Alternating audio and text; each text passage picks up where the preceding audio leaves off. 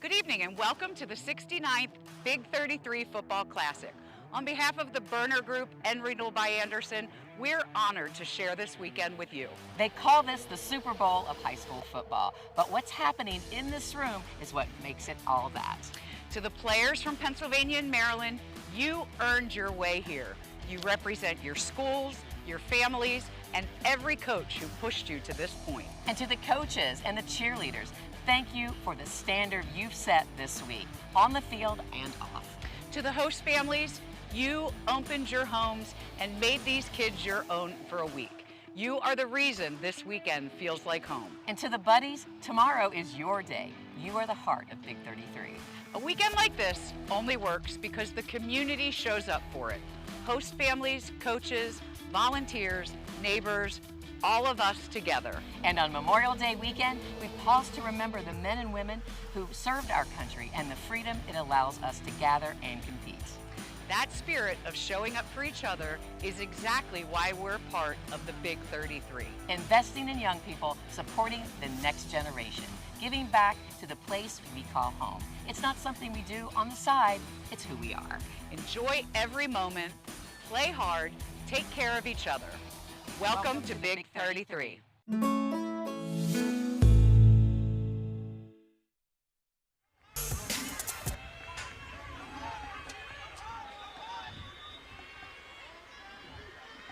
It's the Big 33 Football Classic, and they've kicked off already. Pennsylvania kicking off as Maryland won the toss, and they have chosen to receive, and the kick goes into the end zone to the 20-yard line. Good evening and welcome to Cumberland Valley High School with Ben Dupree. I'm Travis Sparks.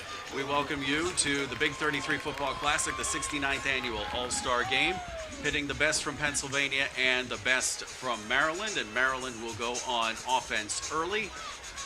Maryland in the white with gray helmets this year, Pennsylvania in the blue with the gold helmets, and Ben Dupree, Pennsylvania, looking to avenge a loss from last year. Yes, I think it's pretty obvious what happened last year, but a 3-touchdown loss, so Pennsylvania is looking to rebound. Before that, Pennsylvania had won the first 3, so let's see what happens in this 5th battle. Since the rivalry renewed with Maryland, Pennsylvania won the first 3, and last year a 42-21 victory for Maryland. Blake Pasick, number 10, is your starting quarterback with a man in motion, and they go to the up back in the middle and up to about the 29-yard line. Looks like Braden Younger with the carry. We're going to welcome our third member of the team here, Gary Stein. He's down on the sideline. And Gary, the other big story this week, besides all the players coming into town, has been how cool it is and this wonderful weather tonight. Yeah, I tell you what, I think the anticipation for the weather is worse than the weather. Field is dry, it is cool, but hey, things are 100% good to go here down. Appreciate you guys having me. Another give to Younger up the middle, and a good stick there by Pennsylvania's Charles Belzer. So to bring up a third down. One of the interesting things with the All-Star format here is the teams, they have to pass a certain percentage. Yep, they have to pass at least 40% of the game, which in today's game, that's pretty low. You know, typically teams are passing 60 to 65, but hey, great old school football. And the kickoff went to the 25. They've gained 6 yards on the 2 runs since, so it'll be third down and 4 from the 31. Pennsylvania, they have to play a man-to-man defense. Linebackers have to stay at home, no stunting allowed. 4 receiver set. Pasick back to throw. Quick bubble screen here to Kareem Fisher. Fisher has enough for a first down. Yes, that was a great slot now route. Way to get up behind the linemen as they came out and blocked the DBs for first down. Give them 8 on the gain here as it's up to the 39-yard line and a first down for Maryland. With this man-to-man, I wouldn't be surprised if Maryland kept up with the tunnel screens. If you can get a lineman blocking the corner, it can go the distance. Another man in motion, that's Tyvon Deschelle. Give up to middle. And it looks like Younger again Gary Younger with a huge season for Fort Hill. 30 touchdowns on the year and over 2,000 yards rushing. Yeah, absolutely. One of the best years ever for a rusher in Maryland football history, actually. And you know, guys, Fort Hill in Western Maryland, one of the top programs in the state of Maryland, perennial champions. And he'll be on his way to the University of Albany as well, so they're getting a good one. Usual 25-second play clock. And the usual play clock rules here, so down to 13 on the clock here at the 43, 2nd and 6.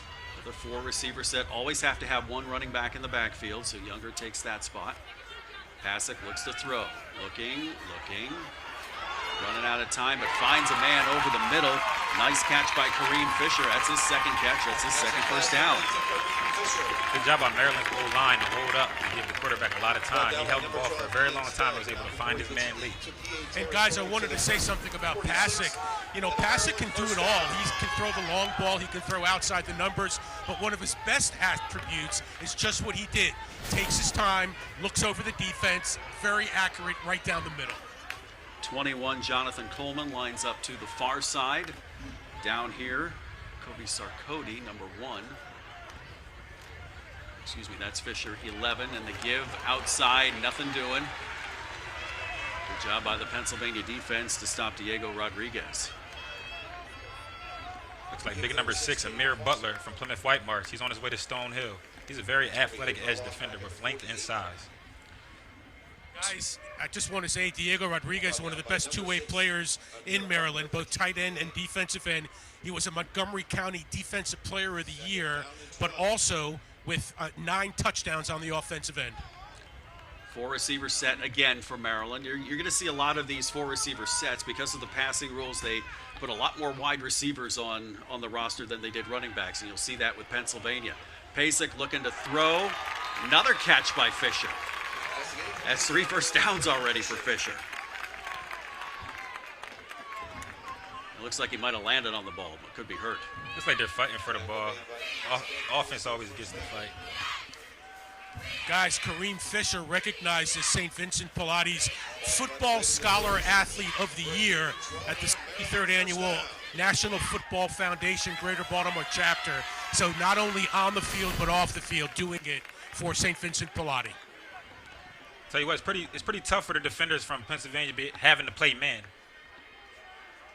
Tight end in motion is 80, Destin Mitchell. Nice job of blocking there as they go up the middle again, maybe about to the 33-yard line. That was a gain of 4. It might not look like much, but it keeps the defense honest. Caden Foster with the gain up to the 33. 12-minute quarters here.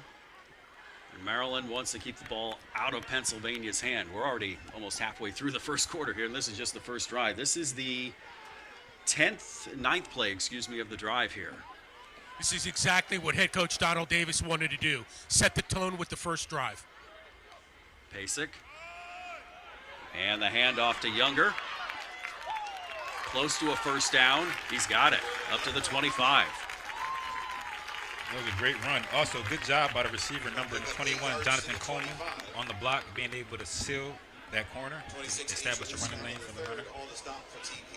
Substitution for Pennsylvania. Now every player has to play at least 10 offensive snaps and 15 total throughout the game. So you're going to see all 33 of these young men rotate in and out quite a bit tonight. And the people you see in the fourth quarter probably aren't going to be the same that you see in the first quarter. They'll rotate in and out quite a bit tonight. Pasick, Younger, outside. Good footwork up to about the 23. Tell you what, Pennsylvania's flying around on defense. Even when Maryland is completing passes, they're still tackling them as they catch the ball, so they're not giving up any yak. We have an injury on the field. Looks like for Pennsylvania, 25, Joseph Sonda. As the trainers come out to check him out. Still the first drive of the game here. Maryland elected to receive. And while they tend to him on the field, we're going to take a break on the Big 33 television network.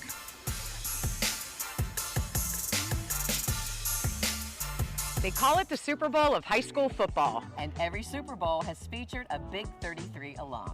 But what makes Big 33 isn't where the players end up. It's what happens here, Memorial Day weekend, Central Pennsylvania. Players, cheerleaders, buddies, host families, a community that shows up for its young people. And that's why we show up too. The Burner Group and Renewal by Anderson, proud sponsor of the Big 33 Football Classic. Enjoying the weekend doesn't have to be expensive. It doesn't require a ticket to get in, large crowds, or wasting your time in traffic. Enjoying the weekend, and I mean truly making the most of it, it's just a decision that you make. It's the people you spend it with, again and again at the end of every week. It's right there waiting for you. What is life-changing medicine? Is it returning to the playing field or your favorite hiking path after an injury? Or running with your grandkids after a joint replacement? At UPMC, life-changing medicine is all those things.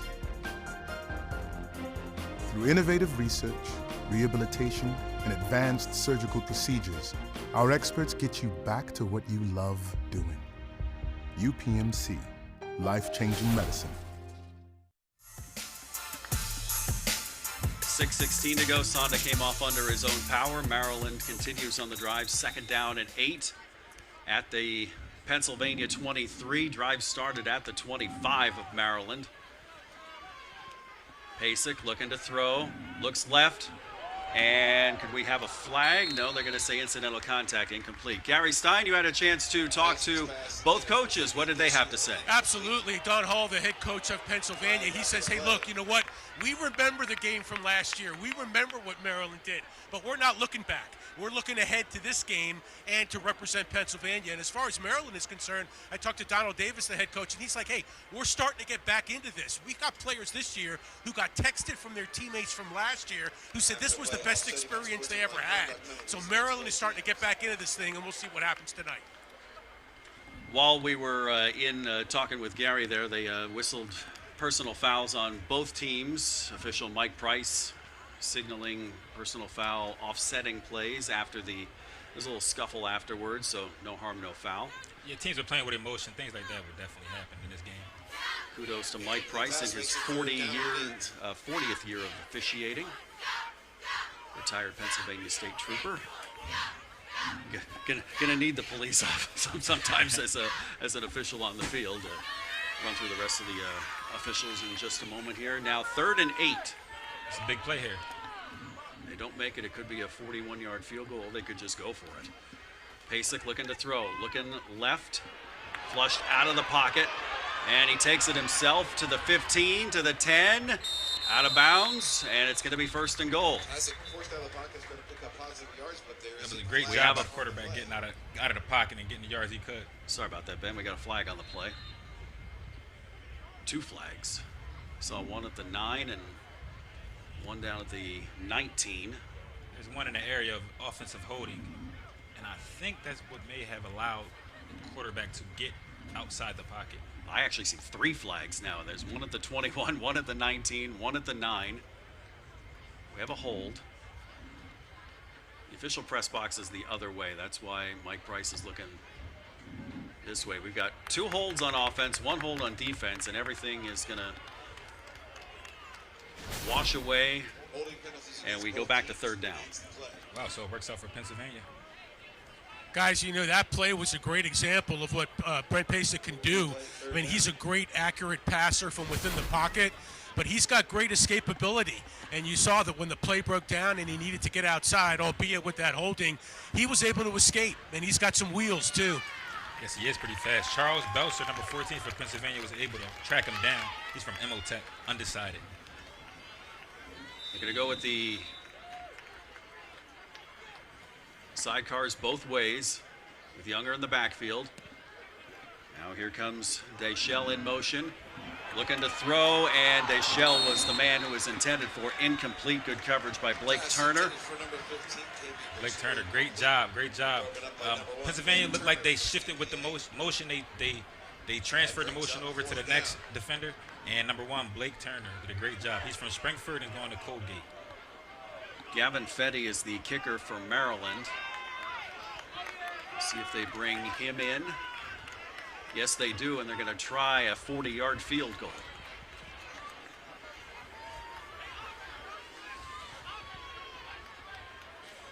This could be a big momentum shift in this game.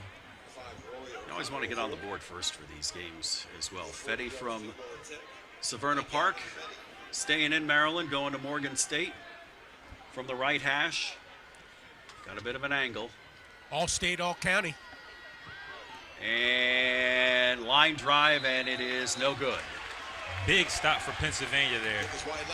Maryland was moving the ball up and down, up the field, and they got stuffed right as they got in the red zone. So the 13-play drive ends up in no score, but they ate up 6 minutes and 17 seconds off the clock. And Pennsylvania takes over. I was once told that time of possession is the most overrated stat in football. That drive took 6 minutes, but they did not score, so it's all for nothing. So with the missed field goal inside the 25, the ball comes back to the 25, and Pennsylvania, they get their first offensive possession here, and we'll see which quarterback they go with. They've got 2 on the roster, Jack Kenneth from Manheim Township or Michael Eckert from Neshaminy. And they're going to go with Kenneth from Manheim Township. Jack Kenneth is also an outstanding baseball player as well. Kenneth out of the backfield has a man. That's Tymir Wilkerson from Berwick. Goes out of bounds at about the 27, just to pick up a 2. Looks like we're going to get a roughing the passer here. And they do. Tack on 15 for Pennsylvania. So the pass play is overruled by the penalty, and they're going to march it out to the 40-yard line. So first down for Pennsylvania. They call it from the, they move it to the 42, actually. 15-yard unnecessary roughness penalty against the Maryland defense. Going back to Jack Kenneth, he wants to play football and baseball in college, so he's waiting on a school that's going to be able to offer him both. He's got a Manheim Township teammate with him on the field, and Darius Dixon, and instead they go to the tight end over the middle, and a great run by Liam Fuller, and he's got enough for a first down. Leon Fuller is a big body from Bishop McDevitt High School. He's going to Temple, and he's a 2-time football state champion. That Bishop McDevitt program continues to churn out champions. They made it to the championship game here at Cumberland Valley back in December, losing to Roman Catholic in the 5A final. But a great program that Jeff Wechter has here in the Capital Region. And that game was a rematch of last year's 5A final where Bishop McDevitt actually beat Roman Catholic. So here on the near side is Blake Turner, who's playing both ways, both as a secondary and a receiver. Tymir Wilkerson in the backfield again, and a timeout is called by Pennsylvania. We'll keep it here. 4:47 left to go as the Pennsylvania staff discusses things. Guys, I had a chance to talk to the defensive line in general for Maryland at a practice last week up at the Guilford Park School in Fort County, and they're well aware of the fact that this Pennsylvania team is very quick. They're going to have to, stay with it as far as handling that offensive line is concerned. I know you guys know that's not going to be an easy task, but this defensive line for Maryland understands that they're going to kind of be the center of gravity for that Maryland defensive unit tonight. Yeah, you got 2 2,000-yard passers for Pennsylvania. Kenneth with 2,130 yards, 25 touchdowns, 10 interceptions. Later on, we'll see Michael Eckert, who threw 2,586 yards, 32 touchdowns, 4 interceptions on the year. Dixon from Manheim Township, over 1,100 yards. Pownell from State College, who we will see later, number 29. He's got 1,344 yards receiving, and a lot of good all-purpose players throughout this Pennsylvania roster. We'll run down the impressive stats on the Maryland side when they go back on offense. It is 1st and 10 on the Maryland 48. Kenneth looking to throw, in trouble, gets out of it, throws downfield, And no call. Incomplete. That was a good job by Canoff, evading the rush, getting his shoulder square, and just throwing a catchable ball. Great defense. So the second down now for the young men from the Keystone State at the 48. As a 10-yard completion to Fuller before. Now, Gary mentioned about the Maryland defensive line, and last year, Maryland's defensive line dominated, which is pretty much why they dominated the scoreboard. So I'm sure they're looking to repeat that.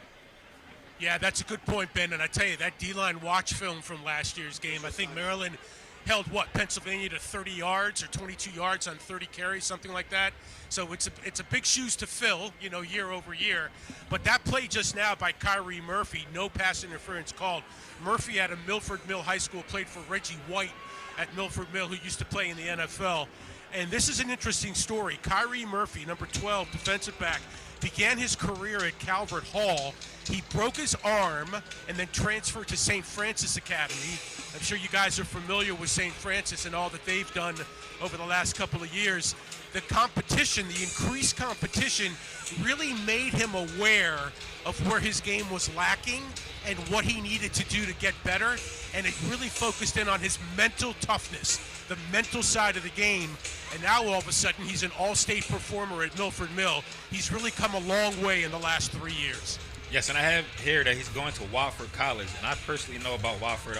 At my time at the Citadel, we used to play Wofford every year. They were in our league, so that's good football, good for him, looking for positive things in the future. Very good football. 2nd and 10 now from the 48 of Maryland. Kenneth waits for the ready to play. And they hand it off. Coming to the near side. Not going to get past the 40. A good job of pursuit by the Maryland defense. On the run was Rakai Seville, from Susquehanna Township. Great run from Rakai, who's headed to IUP. And that was a great tackle by number 22, Christopher Martin from Gonzaga College, who's headed to the Naval Academy. 6 yards on the gain. 3rd and short, make it about 3rd and 4.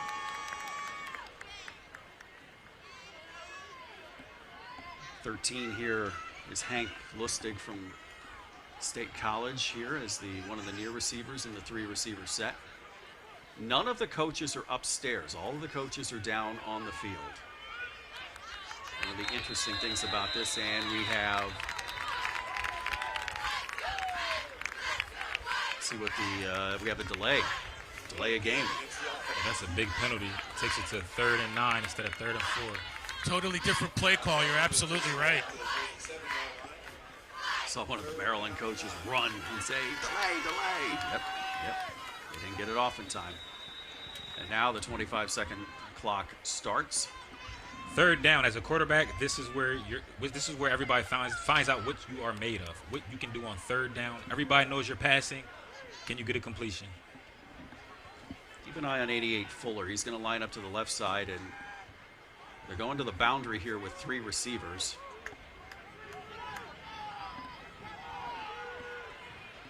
They get everybody lined up. Men in motion. The defenders have to go in trick motion. Play. Nice Good reverse call, to Zaire Pollard. He's got the 1st down and more. 25 out at the 23-yard line. And a great job of Pennsylvania. They cleared out that whole left side. And Pennsylvania's head coach, Don Hawes from Gateway. That's a great call. Everybody expects to pass. He comes with a trick play. And now that's a momentum shift. So 23 yards on the gain for Pollard and a 1st down at the 24-yard line. All right, so we saw Maryland get down to the red zone and got stuffed. It's Pennsylvania's turn. Yeah, it was just about a response here for Pennsylvania. So far, a great game. Butler here on the near side. Kenneth with Wilkerson in the backfield. Turnaround handoff to Wilkerson, and the entire state of Maryland meets him in the backfield. That's the D-line that Gary mentioned. Led by Jefferson Serkvan from Sherwood High School, number 16. Stepped up huge for the Warriors in 2025. 9 sacks, 25 tackles for losses. He's known as an excellent run stopper, and you guys just saw why. There's Pownell from State College, 29. He's now in the slot. I'll tell you what, these DBs have a lot on their plate. Playing man-to-man. Looks left, looks right now, looks across. Pass complete. That's Hank Lustig from State College, and he's up to about the 17. And it'll be a short-to-go situation for PA. Looked like Jordan Hicks should have had him wrapped up there, but he just couldn't hold on to him. Hank is a slippery slot. Yeah. Yep, he's on his way to Penn State as an athlete, so we'll see how his career takes off. That's a short commute, State College to Penn State. Take a left out of Westerly Parkway onto Beaver Avenue, and there you go. Atherton Street, excuse me. I used to work there. I should have known that. The handoff. Wilkerson reverses his field. That's enough for a first down. Good second effort by Wilkerson after the cut. Number 5, Tymere Wilkerson, he's headed to New Hampshire to play his college football. Great run. Really patient cut there by the running back. Excellently done. From that legendary Berwick program, which is getting back in its winning ways. It, of course, a long time with Coach Curry, and now Coach Curry's grandson is the coach. So Pennsylvania, deepest penetration. This is only the first drive of the game for Pennsylvania, and we're already down to about a minute and a half to go here as the multiple substitutions for Maryland continue. Cameron Stepp comes back in. Got it. Kenneth looking to throw, incomplete. Good defense there by Jordan Hicks. Yes, that was great recovery speed by Jordan Hicks. He's headed to Virginia State. First team All-County, first team All-State. Yup, going to be a Trojan. That's some good D2 football down there. Tell you what, that was a heck of a break on that ball. Trojans and Virginia Union. That's the big rivalry down there, State and Union. Good football. Great football. And you were right, Ben. Good closing speed that time, because for a moment, that was a touchdown, but then the closing speed. Results here in second down. Kenneth looking to throw, throws over the middle. Blake Turner to the pylon, touchdown. 13 yards on the touchdown pass. Blake Turner ran a drag route against man-to-man. Drag routes are typically open because the defender has to follow the receiver all the way across the field. And with all the stuff happening in the middle of the field, DBs typically get lost. Great execution, Pennsylvania. You know, and that's what this game is about, guys. Who's going to convert inside the red zone? Maryland had a great drive to start it off. They got all the way down, big 3rd and 8. They couldn't convert, missed the field goal. And now what a response here from Pennsylvania. And they do convert inside the red zone. Brady Bisco from Hempfield to add on the extra point. Kick is good. 9-play, 75-yard drive. Took 4 minutes and 19 seconds. And the 13-yard touchdown pass from Kenneth to Blake Turner. And it makes it 7-0 here, Pennsylvania. Let's give credit to the rest of the officials crew. We mentioned Mike Price is our referee. The umpire, Charles Appleberry. Head linesman, Patrick Halligan. Line judge is Tyler Jones. Side judge, Tim Watson. Field judge, Dean Logan. And the back judge is Jordan Thomas. And Ben, we mentioned that all the coaches, they have to be on the sidelines. There's nobody up here in the press box. In fact, there are multiple coaches and ESFCA and Maryland representatives around the field to make sure that all the rules are being followed. Yes, I was talking to Coach Irby before the game, and he was telling me how he's on the end zones and he's watching the defensive ends. They can't get wider than a wide 9. And for those who don't really know too much about football, wide 9 means the defensive end cannot be out super wide outside of the tackle. They have to be close to the tackle. Same thing for like kicking and extra points. In fact, the Mike Farr there, you can see he's one of the coaches. Gary Stein down the sideline. You've got an interview for us. Yeah, I've got the touchdown maker, Blake Turner. Talk about it. Nicely done. Dude, let me just catch my breath. I got him. Everything just worked out right there. You know, we've been running that play all practice since Thursday, and it just executed, and we worked. How much does this game mean to you guys? Everything, bro. Beat Maryland. We just put it on for the state. Let's go. Sounds good. Guys, back up to you. Congrats. So Blake Turner with the first touchdown score is Brady Bisco. He added the extra point. He now sends the kickoff down to the 3-yard line, up to the 10, 15, 20. Good job of tackling there as Lamari Johnson brings it up to the 24-yard line, and Maryland takes over with 1:18 to go here in the opening quarter. Number 18, Namari Johnson on the return. He actually had 21 catches for 775 yards this year. He's a big play. To talk about Bisco, the kicker, he is actually Hempfield's first ever Big 33 selection. An honor that goes to some of these players today as well. And yes, we'll talk about the streak later on, but every Super Bowl, all 60 of them have been played with at least one Big 33 alum on the field or in the front office. It is an amazing streak. It's the Super Bowl of high school football, guys. Super Bowl in May, can't get no better.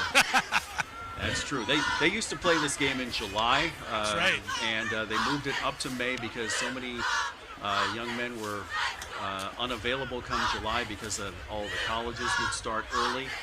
So moving it up to Memorial Day weekend made sense. You still have players who they finish out their senior year, and once mid-January hits, they're off to college. So we'll mention some of those honorable players throughout the night as well. Here's the run outside, Braylon Younger again, and that's enough for a first down. Good first run of this drive for Maryland. Yes, that helps your offense out so much when you can get a first down on a run play on 1st and 10. To the 36. He's going to pick up 12 yards to the 36. 12 yards on the first down. Some of the offensive linemen you see here, 75, David Girding, 77, Dylan Schoen. Amir Fisher, who has the most receptions so far here in the quarter. He's on the near side. Maryland in a bunch formation. Let's see how the defense plays this with man-to-man. Looking to throw is Pasek. He's out of the pocket, gets out of bounds at the 39. Tell you what, Pasek does a good job working the pocket. He worked it. Wasn't nothing there, got flushed, and got positive yards. It's a great quarterback play. 3 yards on the gain up to the 39. Yeah, again, showing that athletic versatility when he gets out of the pocket. Tough to bring down. 71, Tegan Cox also there in the offensive line. 21, Jonathan Coleman splits out wide. Looking for a spot to go right next to 7, Michael Robinson. Talk about Tegan Cox, University of Maryland recruit. Pasek gives to Younger. Has a hole on the outside, breaks up the middle, gets enough for a first down. Just a powerful runner, guys. You know, he can outrun people, and then when he doesn't outrun them and he gets contact, he's not easy to bring down. He just can do it all. Maryland first down, and that could take us to, we'll see what they decide to do here. They don't have to run a play. Down to 10 seconds here in the quarter. We'll see what Pasek decides to do here. It's an all-star game. Might as well get another one in. Down to 3. Yep, they're going to run it. Pasek looking to throw, going for it, and incomplete, and that marks the end of the quarter. Pass intended for Jonathan Coleman. It's incomplete, and Pennsylvania with a first quarter lead, 7-0 on Maryland in the Super Bowl of high school all-star game. After 1 period or score.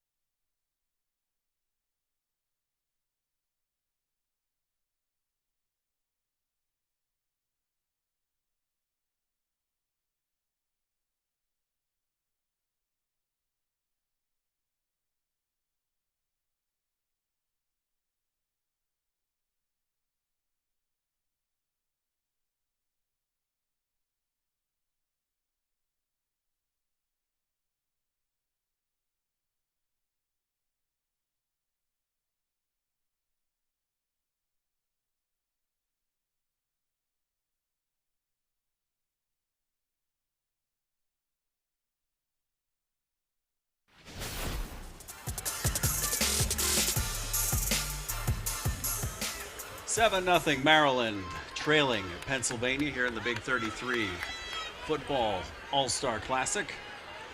With Ben Dupree and Gary Stein, I'm Travis Sparks. Couldn't ask for a much better first quarter. I agree. Yeah, evenly matched. Again, the difference right now is the red zone conversion. PA did it and Maryland couldn't. Back to throw is Pasek. Looking over the middle and a nice catch. Down to the 35. That's Kareem Fisher and another catch and another first down. Kareem Fisher is headed to Dartmouth. In one game versus John Carroll this year, he had 6 touchdowns and another 2 were called back. He's a heck of a playmaker. You know what, guys? I actually remember that game. They wrote it up in the Baltimore Sun. I couldn't believe what I was reading. 6 touchdowns is a lot. And then you factor in 2 were called back. Wow. From the 36, first down for Maryland.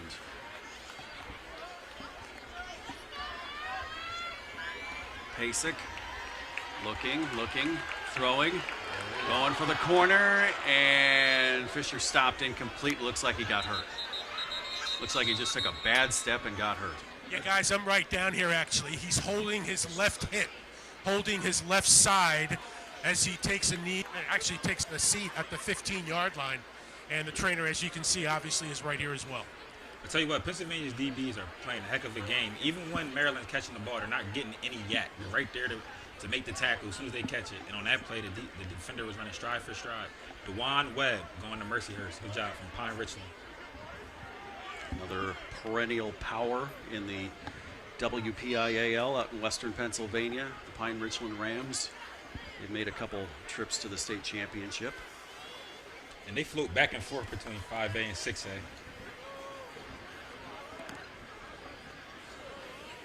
So Kareem Fisher getting up. They'll move him over the sideline. He's had a great game so far. Hey, today this isn't the only game that was played here today. Before the Big 33 Football Classic, they played a game to flip about here. The Philadelphia Eagles, the girls flag football team. They were victorious 21-14 over the Washington Commanders girls flag football team to win the Big 33 girls flag championship. So congratulations to those ladies. Hey, guys, I'm right there. Kareem, absolutely no pressure on that left leg as he was coming out. No pressure on that left leg at all. Good wrap. Getting out of a tackle, Caden Foster. Going back to the injury, it's always not a good sign when somebody gets hurt non-contact. Going to pick up 2 yards to the 34. Guys, Number 11, hit Quincy and Smith. his looks like his quad area as well. So we'll try to get as much as we can on that. See how much, well, we got 32 other players you can replace him with here.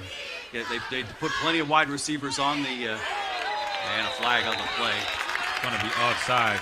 In high school football, if you jump into the neutral zone, it's an automatic penalty. You cannot jump and get back before the ball is snapped like in the pros. So 2nd and 8 goes to 2nd and 3. Offsides, BC defense. Wide Merrill Clinton takes the ball down to the 29-yard line. Now they're in 4-down territory. I had Fisher with 3 catches on the evening for 41 yards unofficially. Yes, he was having a heck of a game. Disappointing to see the injury. So Jonathan Coleman here on the near side. We'll see who Pasek looks to.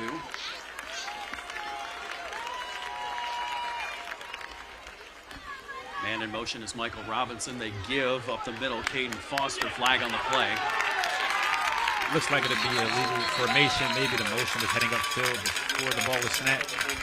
And this one's going to be coming back. Caden Foster, a late addition, guys, to the Maryland roster. It was Cameron Parker at a Wise High School who came down with an injury just the other day. So Caden Foster from Mervo, really fast, runs a 4.440, and has offers. Boston College, Maryland, Pitt, Toledo. So a lot of talent right there. This Maryland roster, and Gary, you can back me up on this, plenty of state title holders here. Mergenthaler being probably the school that that has the most kids here tonight. Yeah, and Mervo has really turned its program around. I mean, I remember back in the early 2000s, there wasn't a lot going on with the Mervo program, but over the last few years, they've come up 4A, 3A.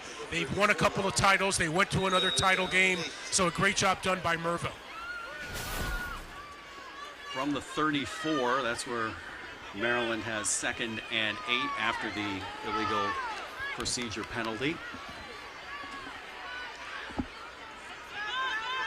Got the formation into the boundary, one receiver to the field. Let's see if they take a shot here to the field. Pasek looking, Here it is. Going long ball, incomplete.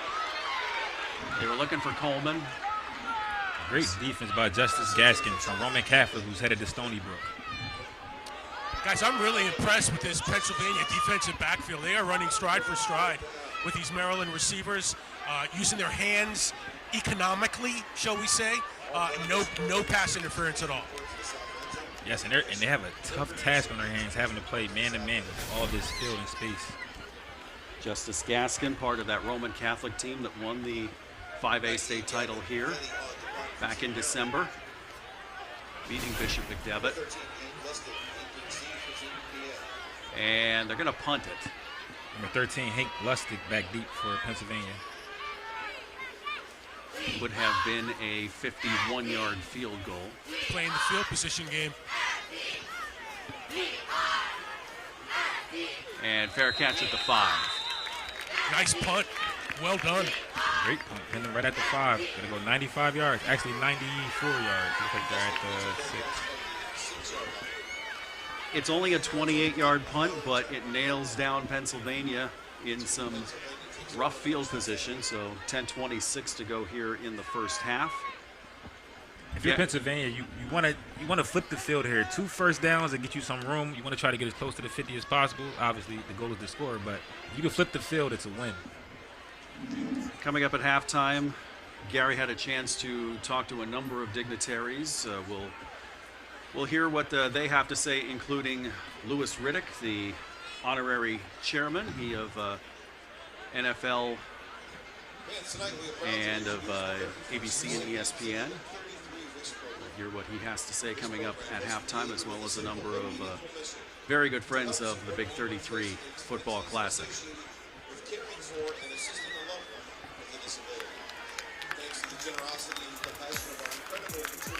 This is the Big 33 Football Classic. We are back in just a moment.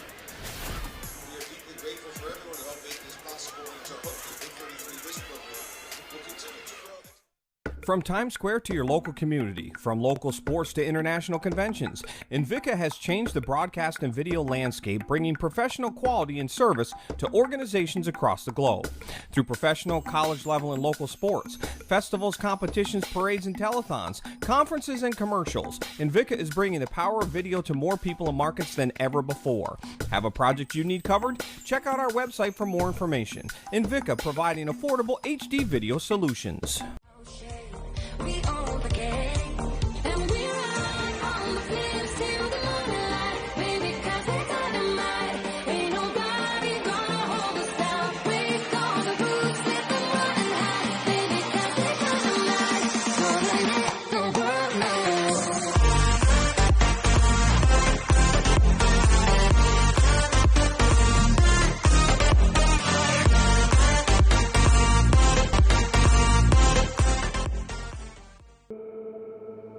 You'll still have common days.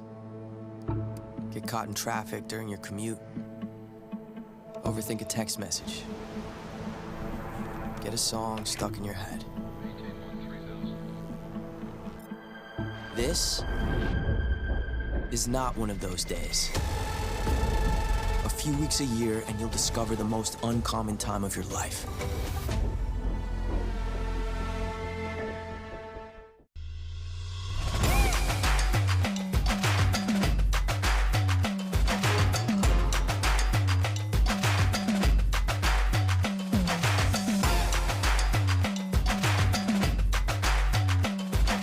Whether tailgating at the stadium before the game or watching from the comfort of your own home, Wise Markets has you covered. Wise Markets, the official grocer of Penn State football. Maryland quarterback Blake Pasek joining us here. First of all, congratulations on being here. What does this game mean? I mean, this game means a lot. I found out about this game in 8th grade, and I wanted to play it ever since. So it's really like an honor to be here and actually play in the game. You guys are moving the football, but having trouble in the red zone. What are you seeing down there from them? I'm not really seeing anything too specific. I think when we get down there, we're just short field. You know, we're a big play kind of team. We're able to like run the ball real hard, but when we get up there, everybody's super close and it's condensed. It's a harder football game to score up there, so we'll get to it. Good luck the rest of the week. Thank you, I appreciate it. Guys, back up to you.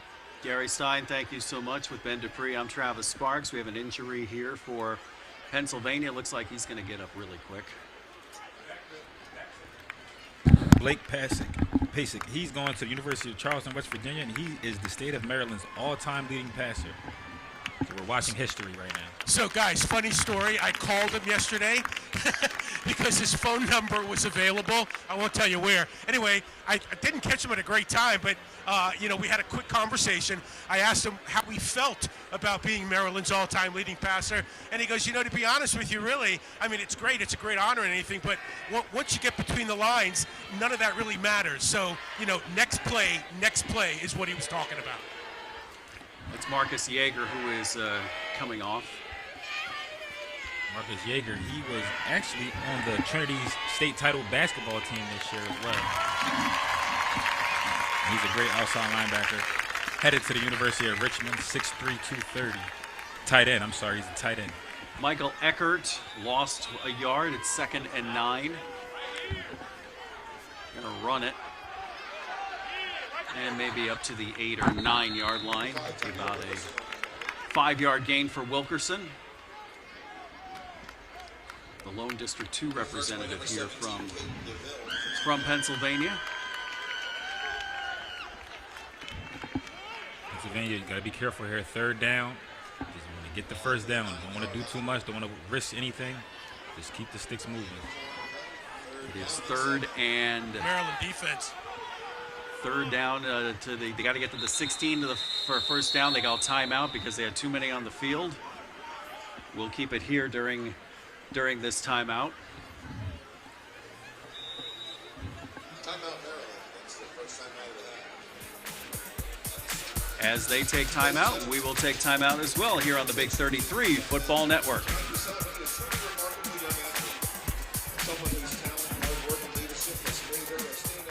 From Times Square to your local community, from local sports to international conventions, Invika has changed the broadcast and video landscape, bringing professional quality and service to organizations across the globe.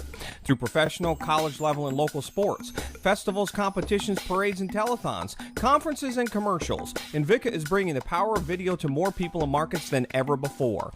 Have a project you need covered? Check out our website for more information. Invika, providing affordable HD video solutions.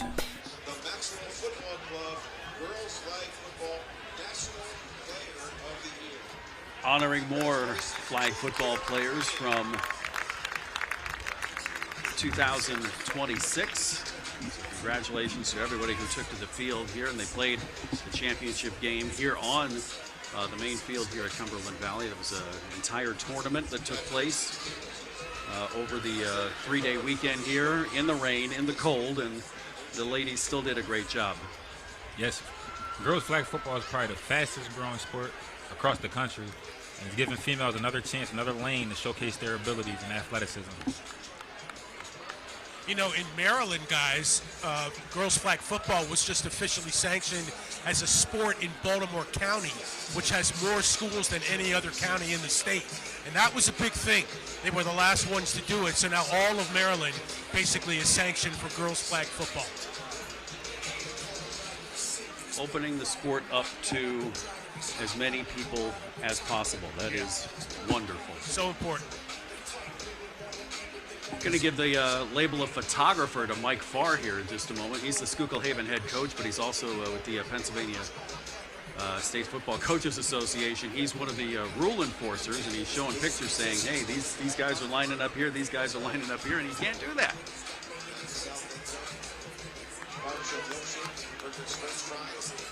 Mike Farr, who's been the head coach of Schuylkill Haven up in District 11 since 2005. One of the more successful programs in East Central Pennsylvania.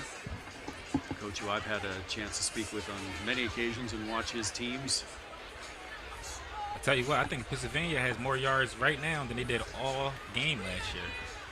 Certainly on the ground. Maryland held Pennsylvania to about 30 yards rushing. And it was Maryland domination last year. And when we talked with some of the Big 33 officials during the week, they said it's a pretty darn good, even matchup. And so far, it's living up to it. Yes, good amount of defense, good amount of offense. Glad you're with us here on Big 33 weekend. Big third down here in their own territory. Pennsylvania has to get, looks like about 5 yards, about 7 yards to get a first down. Got to get to the 16. Eckert back to throw. Drag route. And incomplete. They were looking over the middle to Hank Lustig, and Eckert short-armed it, incomplete, and it's 4th down, and here comes the punt team for Pennsylvania. Guys, that Maryland defensive line dominated on that possession. Number 19, Brian Iwoba out of Mount St. Joe High School going to Columbia. Great size, 6'5", 235, a lot of speed off that end. And Gary, a lot of the coaching staff has come from Mount St. Joseph as well. Yeah, of course, Donald Davis, the head coach, is from Mount St. Joe. He's a grad. He's an alum of Calvert Hall, where he also coached as well. He's one of the finest coaches in Baltimore City and in terms of the private school league. One more thing. Number 19, D lineman that's going to Mount St. Joe's, Brian Owuba. He's a 2-time MIAA high jump champ. Absolutely. You know, and it's not common where a guy of that size is a high jump champ. Not common at all. Great athlete. D lineman, high jump champ. What an athlete. So a penalty on the play has backed things all the way up to the 1. Did they? Wonder if they called intentional grounding on the play. We missed it as we were talking about everybody here. The punt from Bisco. And they're calling poison. And it ended up hitting like one of the Pennsylvania players. Back to about the 30-yard line as getting a little chippy here. Everybody's coming together to see what lottery numbers they're going to play when they're old enough, and we'll see what just saying, hey, just let go here and get back to your sidelines and let's play the rest of the game here. So Pennsylvania was not able to get a first down there, and they lost the field position battle. Now it's 1st and 10 for Maryland at the Pennsylvania 30-yard line. Punt only went about 34 yards.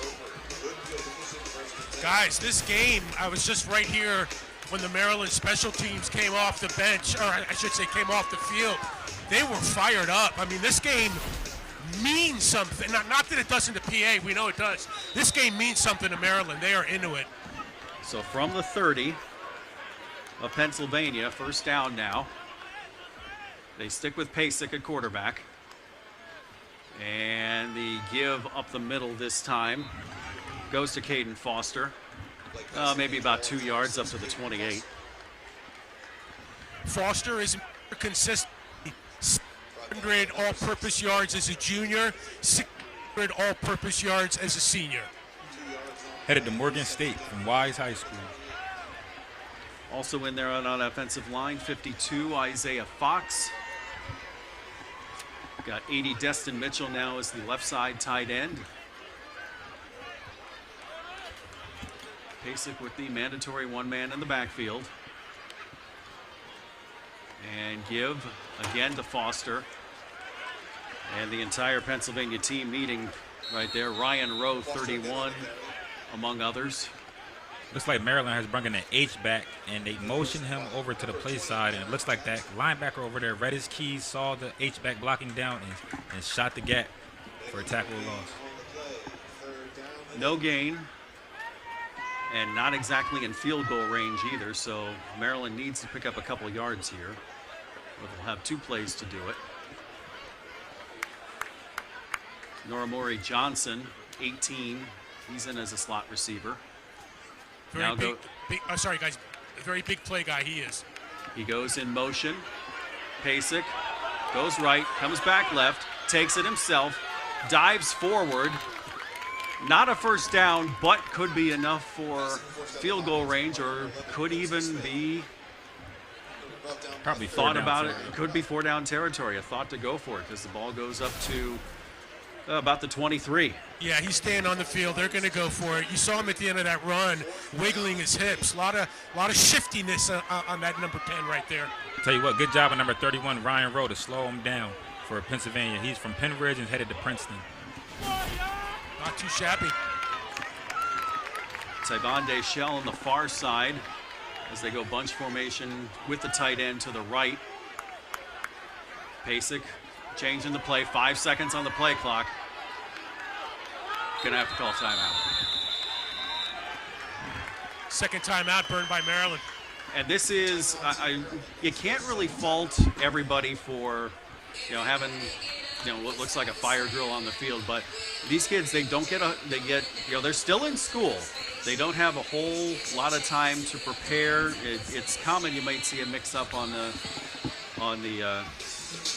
lineups, on formations. So yeah, especially in the first half. You got to get the kinks out, and in the first half, those timeouts aren't as precious as they are in the second half. So you got time to clean things up.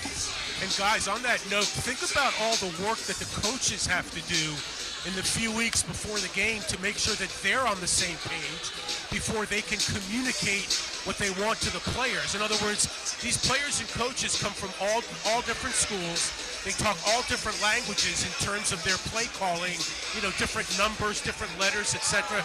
So they have to get on the same page before they can deliver what they want to their offense and defense on how exactly they want to call the game. A lot of work goes into the preparation for a game like this. And you've got two big states that you're talking about. You've got teams coming from as far west, or players from as far west as west of Pittsburgh, all the way to Philadelphia, perhaps, and everywhere in between. Maryland, you may have them as far northwest as Garrett County and as far south as Wicomico, down by Ocean City.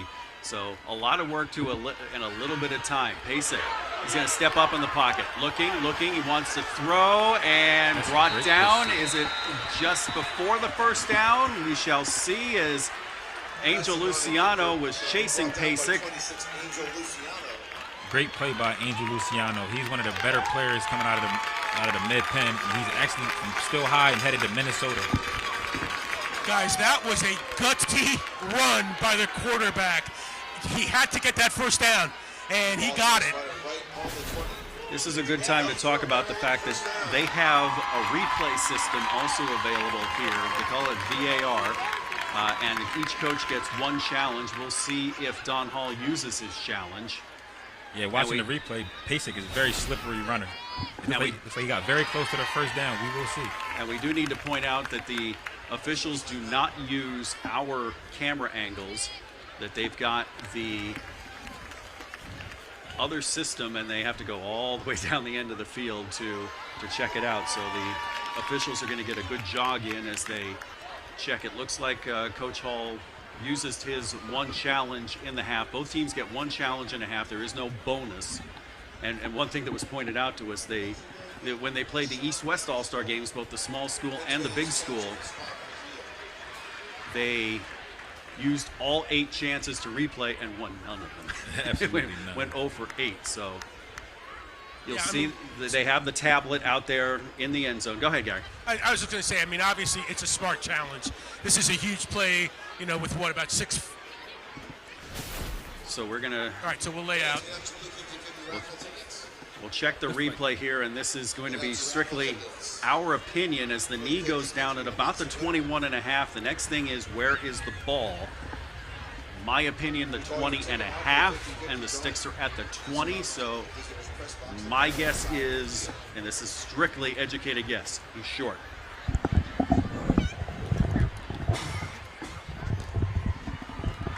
Maryland's challenge is successful. The start is 20. In my opinion, it's going to be 4th and 1, or at least 4th and inches.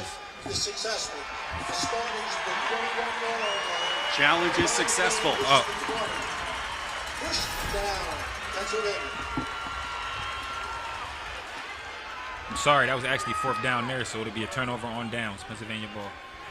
So referee Price with the call that the Pennsylvania challenge is successful and a turnover on downs, and it's still a 2-yard gain for Pasek, but another hold for the Pennsylvania defense.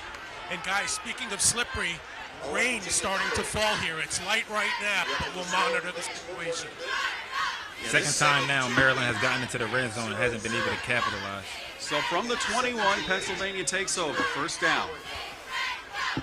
They stick with 3 receivers, and they have an H-back as the run comes here to the right side and up the middle, maybe about 3 yards on the gain. Let's say 28 Braden Billman on the run. 99 Zach Philpott on the stop. I believe that was number 22, Rakai Seville. Ah, okay. Dynamic all-purpose back from Susquehanna Township. Zach Philpott, first team All-State, first team All-Region. There it is, taking a shot. Back to throw, looking into double coverage, incomplete. Intended for Zakir Leaks. And Eckert's pass goes incomplete. It's 3rd down already. I tell you what, number 12, Kyrie Murphy for Maryland. He got all the way from the middle of the field all the way to the sideline to make a play on that ball. Heck of a play, young man. And not nicely done is right, and Tim Kane, the DB, stayed right with him as well. Coming up at halftime, besides some of the interviews from pregame, we'll also show this isn't just for football players. There are cheerleading squads that got selected to Big 33 individual cheerleaders. We'll see them in action, as well as some of the buddies from Big 33 as we have a whistle and timeout Pennsylvania. We'll keep it here about halfway through this 2nd quarter. If you're just joining us, Maryland's first drive ended up in a missed field goal. Pennsylvania responded with a 13-yard touchdown pass from Jack Kenneth to Blake Turner. Extra point was good, making it 7-0. Maryland punted, Pennsylvania punted. Maryland with a turnover on downs, and Pennsylvania with their 3rd possession of the evening thus far.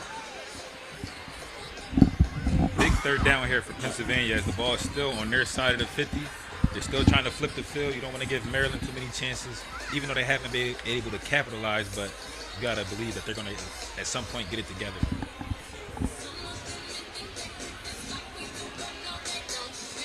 Temperature expected to stay in the 50s tonight. As Harry pointed out, still chance of precipitation in the area. It feels like a fall game. This feels like football weather. This feels more like October 24th, not May 24th. Exactly. Again, Super Bowl in May. Can't ask for much more. 3rd and 9. Back to throw is Eckert. Running out of time. Now he goes. And a good job following his receiver, and he's got a 1st down. Good job on the block by Hank Lustig, and they might throw on a couple extra. Michael Eckert checks in at quarterback. He is from the Chamonix High School, and he's headed to East Stroudsburg. East Stroudsburg has been doing very well in the PSAC the past couple of years.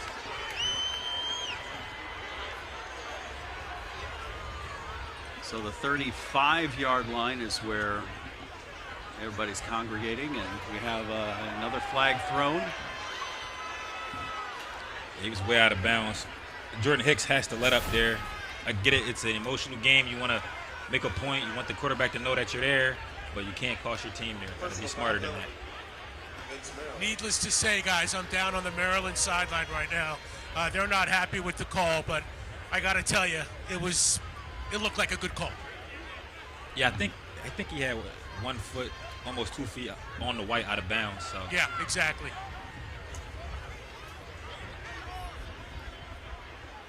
So once they make the call, add on the yardage, it will still be 1st down Pennsylvania.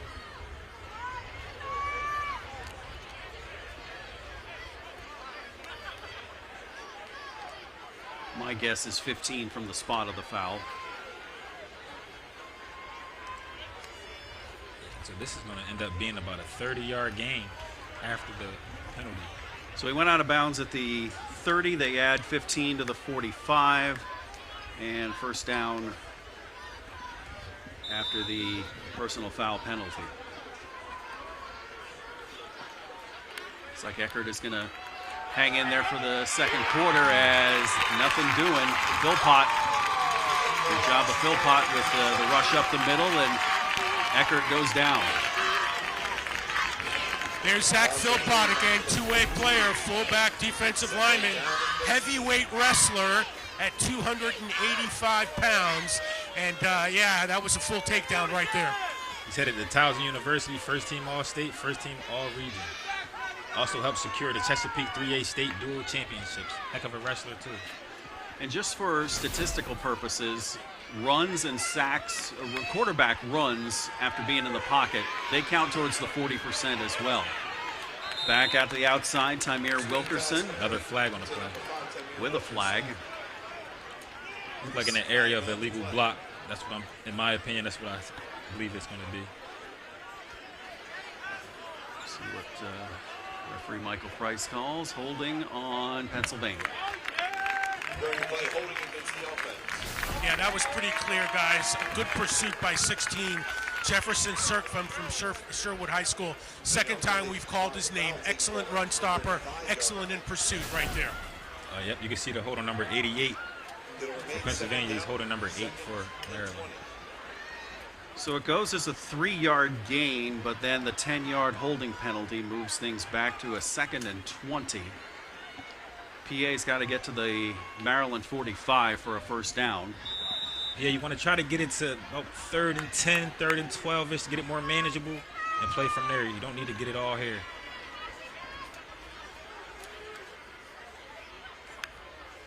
Eckert back to throw, looking under the gun again, and sacked. He'll get maybe a yard up to the 36, but the pressure on Eckert right now has become pretty close to suffocating. Yes, Jefferson Serkeen with the sack. He's headed to Richmond, headed to the University of Richmond next season. Serkfam and Philpott again with a lot of pressure there. Now it looked as if Michael Eckert did have some time to work the pocket. Looks like he got happy feet and was moving a little bit too quick, but hey, he's a heck of an athlete. Gotta let him do what he did.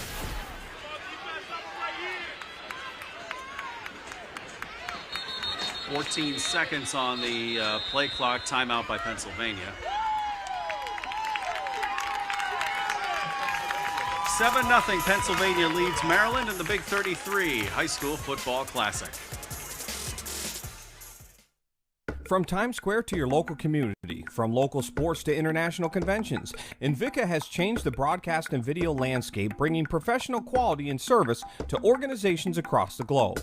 Through professional, college level, and local sports, festivals, competitions, parades, and telethons, conferences, and commercials, Invicta is bringing the power of video to more people and markets than ever before. Have a project you need covered? Check out our website for more information. Invicta, providing affordable HD video solutions. Cloudy gray evening here in central Pennsylvania, not too far from the Susquehanna River at Cumberland Valley High School. 7-0 Pennsylvania leads Maryland. Teams have been moving the ball up and down the field, but lately here in this second quarter, as personnel has changed, so has both defenses have come alive as well. Yes, the game has slowed down a bit. A lot more yardage in the first quarter. Looks like teams are adjusting, and like you said, subs are coming in, so the timing, chemistry is probably thrown off a little bit. Third down and about York County as they go to Zaire Pollard and have the trick play back to Eckert, trying to get it to Lustig, incomplete, and fourth down. Tell you what, Maryland's defense is flying around there. There was a lot of trickery, but I think they were ready for whatever. Had he caught that, I don't think he would have got the first down. So fourth and long. Back comes Brady Bisco in to punt. Actually, they're going to put Nolan Carter, 33, in there to punt. Nolan Carter's headed to Monmouth from Wissahickon High School. He's going to try to flip the field here. He's going to want to at least try to get them back around their own 25, 20-yard line. Let's see what happens. Coleman back deep for Maryland. He can fly. Straight up in the air. And goes a nice Pennsylvania bounce out of bounds at the 18-yard line. If you're the return man there, you have to field that punt, even if it's just a fair catch. You could have saved about 15 yards in field position. That was a 46-yard punt with no return, and how far into the atmosphere do you say that was? Maybe about 200 feet or so. That might have hit the Cowboys jumbotron. Yeah, you're right. It might have hit that, honestly. 4:08 to go here in the first half. We'll also tell you later on in the game, the Pennsylvania State Football Coaches Association welcomed in 7 new members into their Hall of Fame. We'll tell you about those gentlemen coming up in the second half. So from the 18, Maryland with first down. Pasek has gone all the way at quarterback so far, and give here to the right side up to about the 19-yard line is Braylon Younger. 28 Braylon Younger. Gain of a yard. In first by 25. Guys, Joseph one of the Saka. reasons why Pasek may have gone this far. Gain of a yard on the play to the 19. Second down and 9. Technical difficulty with Gary's mic. We'll get him closer in a moment, but I think what he was leading to was Pasek is the only original quarterback from Maryland's roster. They had to sub in the backup quarterback. As Pasek looks to throw, incomplete. Had a man open, but just went a little too far beyond Kobe Sarkodie. And it will be 3rd and long. Yeah, Michael Robinson was open, guys. He had a step. Yeah, so against this man-to-man, that slot, that fade from the number 2 receiver, the receiver that's not always spread out, the one that's in between the receiver and the lineman. If you run a fade, you have a lot of room, and it was open. Pasek just has to put a little bit more air and put it on him. So 3rd and long for Maryland. Got to get back to the 28-yard line for a first down.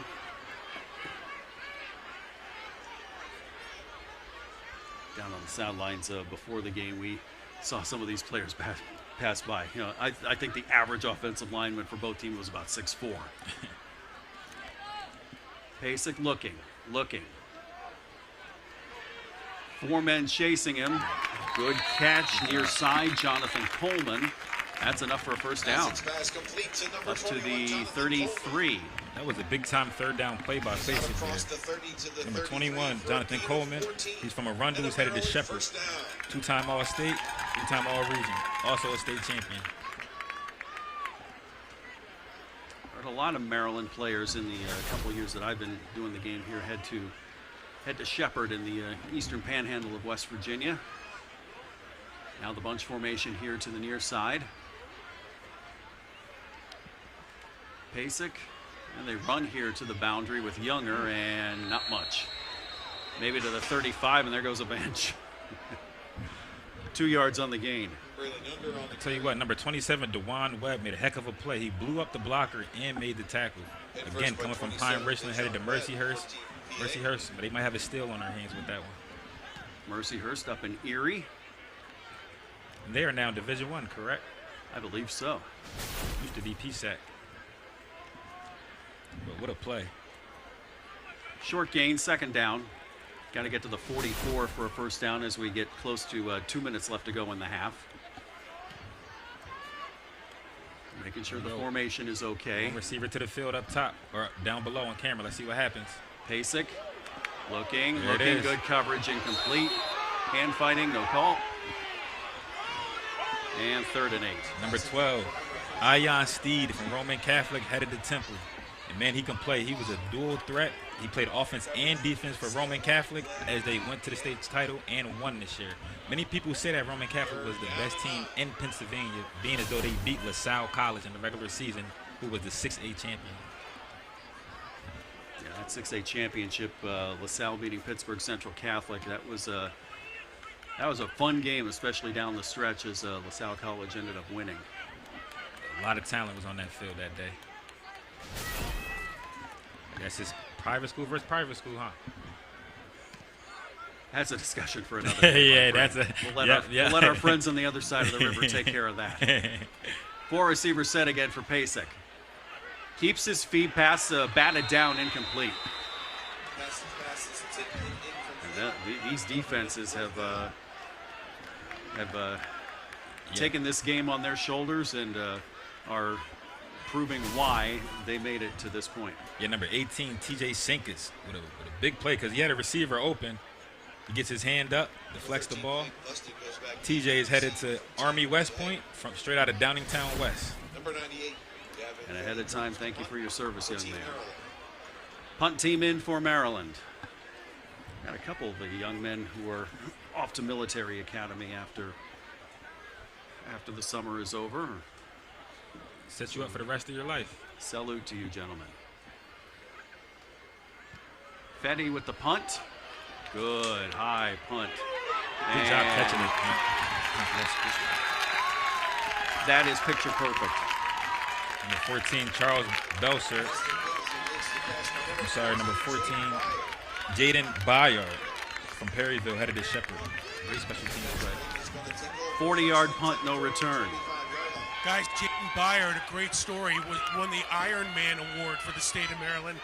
50 varsity football games, 2 ways, both offense and defense. 40 touchdowns as a wide receiver, and he never allowed 6 interceptions and didn't allow a pass completion all year last year. Wow. Very select club of those who have played 50 high school games. That's a lot of postseason action. If your name is not from Southern Columbia, that's for sure. Back to throw. That's Kenneth back in the game, looking and caught. Okay. Caught by Hank Lustig. Breaks free to the 28. 47 yards and a first down. Quick backstory for Hank. His father was actually on James Franklin's staff at Penn State while he was at Penn State. Brought down by 23, Kyle. He definitely comes from a football family. And as you can see, he's making plays here. It's a gain of 47. So up to the 27 and a first down, and that's by far our biggest play of the night. That's a field flipper. 47 on the game, make it. Kenneth back in. He hands off, flag on the play. Kai Seville on the carry. That was great pursuit by number 4, Diego Rodriguez for Maryland. Preliminary signal says offsides Maryland. Oh, maybe that's why. Flag on the play. Just looking at the official who threw the flag, and if it is offsides, it's a free 5, especially with the clock down to where it is. Now, the clock may not have stopped on the whistle and the signal for stop time. This is a big drive because Pennsylvania gets the ball back to start the second half. So they could be looking here to stretch this as far as possible, and depending on what the percentages are, if they've met the 40% qualification, they could run clock down here. We'll see what they decide. Gateway coach Don Hall with making the decisions here with the rest of his staff.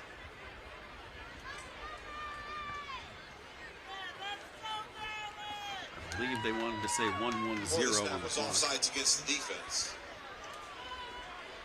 So that would be 1st and 5 at the 22. The rest of the Pennsylvania coaches: Tom Hetrick from Central Bucks South, Matt Gingrich from Anvil Cleona, Steve Jervis from Lackawanna Trail, Pat Mason from Pottsville Nativity, Jeff Roman from Phillipsburg Osceola, Roger Beidel from Ligonier Valley, and Andrew Moore from Brashear. They took the free 5, so give to Lustig off the pass from Kenneth, and he gets to the 17. Now that quick screen pass was basically an extension of a run play. So that adds to their numbers to where they can add that to the 40%, even though it was basically like a run play. But hey, it was forward, so it's a first down. Up to the 17. Down to 45 seconds and counting. They're probably going to take this all the way as much as possible down to the... And we've got confusion in the Maryland side. Did they call their last timeout? I believe they did. Yeah, that's going to be a Maryland timeout. That's their final timeout. Either team at the timeout left, so to play a role here in this last Illegal 38 seconds. participation against the defense. Pennsylvania, you want to try to get out of bounds if you can, but no, you don't have to be in a rush. 38 seconds is a long time. Linebacking core for Maryland saying, you go here, no, you go here, no, you go here, no, you go here. It's like traffic on the 695 on a Friday afternoon. Looks like Jack Kenoff checks back in at quarterback, so let's see if they draw up something that he can use his arm. His arm is very strong. My guess here would be some type of corner route to the back corner of the end zone, but let's see. 5-yard penalty. Have not seen his teammate from Manheim Central, Darius Dixon, in yet. We'll see him probably in the second half. But it may be another drag coming here. Guys, they called an illegal participation penalty against Maryland. It's 1st and 5 now from the 12. Also, they get that timeout back. They did move it up exactly to the 12. And another one of those trickery plays where they decide to get it to Zaire Pollard. And out of bounds. Number 0, Saquon Office with a beautiful stop. Again, headed to Stony Brook University. Interesting story. His high school linebacker coach, Anthony Childress, also played in the Big 33. 2nd down and 7. 2nd and 7. Kenneth looking left side, has a man in complete good one-on-one coverage there as Zaire Pollard. They were trying to get him the touchdown. Pass intended for Pollard, incomplete. Number 12, again, Kyrie Murphy, making his name. Coverage out there from number 12, Kyrie Murphy. 1 second left, so they're going to bring on Bisco for the field goal from the right hash, kicking towards Route 11. It'll be a 31-yard field goal. Brady Bisco on the 31-yard field goal attempt. Now I think we have timeout.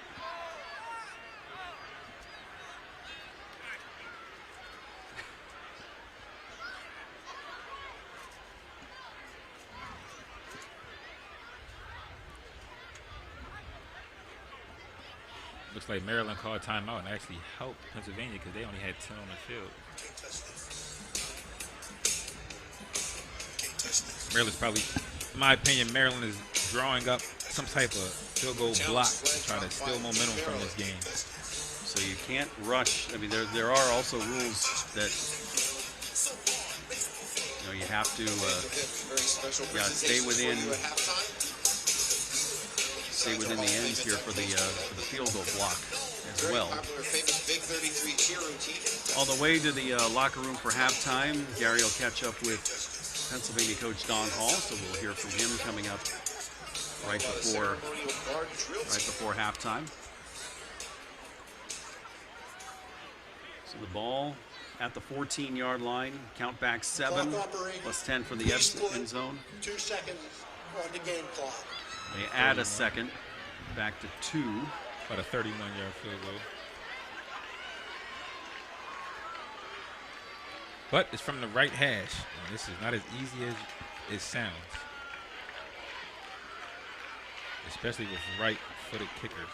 High school and college, you've got wider yard lines and lines of scrimmage, but that is no good. It looked like it went too far to the right. So momentum is back to Maryland as we head into halftime. But Pennsylvania will get the kickoff as we head to halftime. Pennsylvania does get the ball. Maryland will kick. So offense pretty much in the first half, defense in the second half. Gary Stein down the sideline with the coach from Pennsylvania. Gary. Yes, we do have him, Coach. You got to be pleased with your defense at this point, holding Maryland to the scoreless. Yeah, a couple of real big plays. 4th down stops were big. Great effort by our one of our players, Angel, to get that tackle short of the line to gain on that other 4th down. The other one, great coverage, good pass pressure. Yeah, absolutely. You can't do any better than shutting them out. And I thought the trick play on that first drive really kind of shifted the momentum a little bit in your favor. Yeah, we definitely needed a little bit of a shot in the arm. They held the ball for about 7 minutes before we finally could stop them, and I thought it certainly gave us a little bit of an edge. What was your message to the team before the game? Hey, we talked about it a little bit. We basically love Pennsylvania. True soldiers fight not because they hate what's in front of them, because they love what's behind them, and we got great people behind us, and we're playing for Pennsylvania. It sounds good. Thank you so much. Thank you. Guys, back up to you. Thank you, Gary. Good job on the sideline here in the first half, and it's been great offense, great defense as well. 7-0. Pennsylvania leads Maryland on the Big 33 Football Classic. Back with more on the Big 33 Football Network after these messages. First Hall of Fame inductee this year is Coach.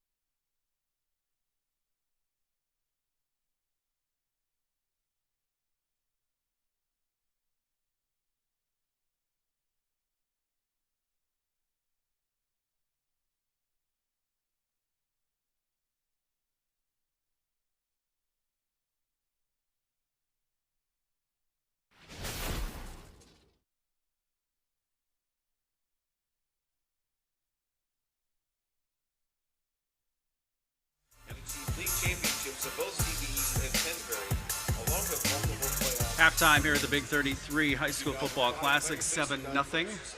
Pennsylvania leads Maryland. Currently, you can see the backs of the ladies and gentlemen being honored by the Pennsylvania State Football Coaches Association as their Hall of Fame inductees. Among them, Mark Evans, who is the head coach at Manheim Township. He's certainly a happy guy tonight, seeing two of his players in action tonight, Jack Kenneth and Darius Dixon.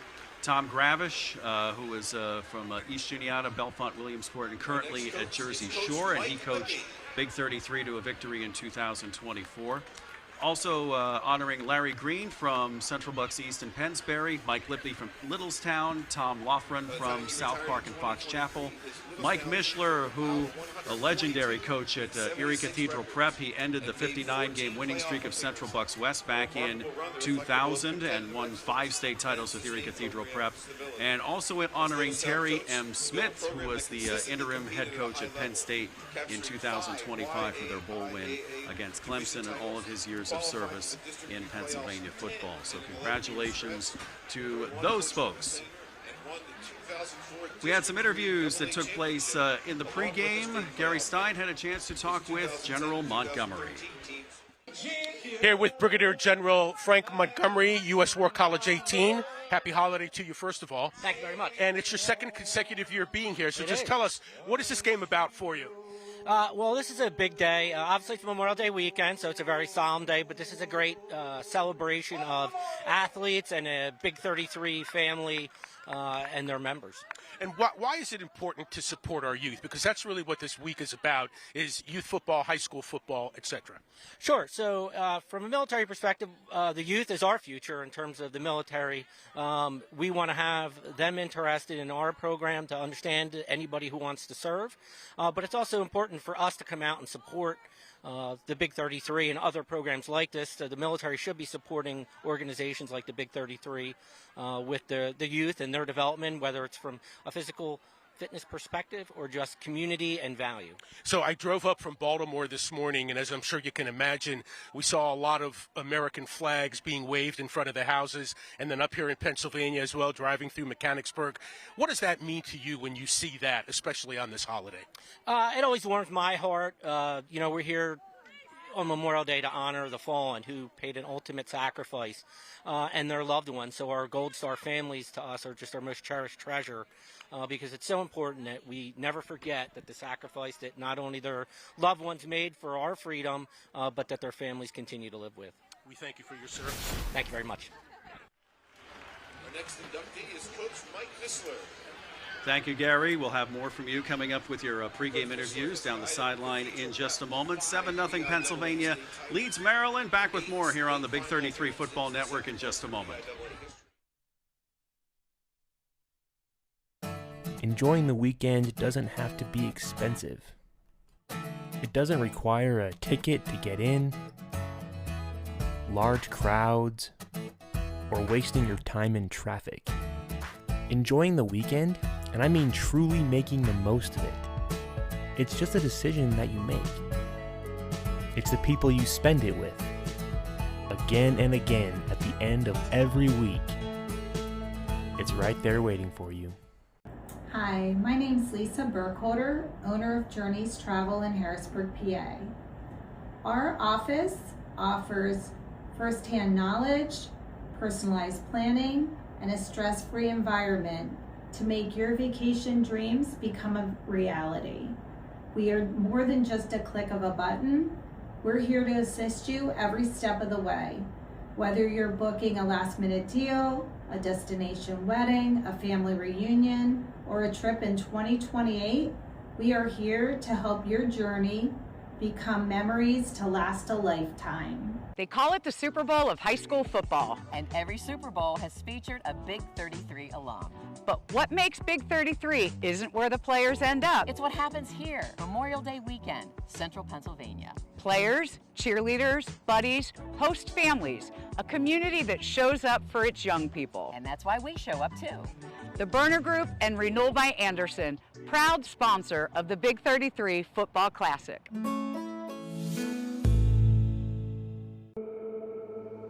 You'll still have common days. Get caught in traffic during your commute. Overthink a text message. Get a song stuck in your head.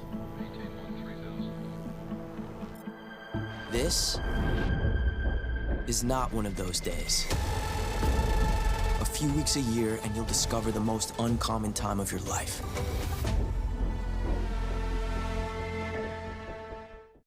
What is life-changing medicine? Is it returning to the playing field or your favorite hiking path after an injury? Or running with your grandkids after a joint replacement?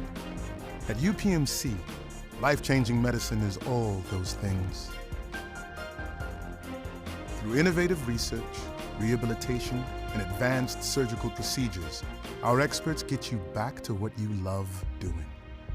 UPMC, life-changing medicine.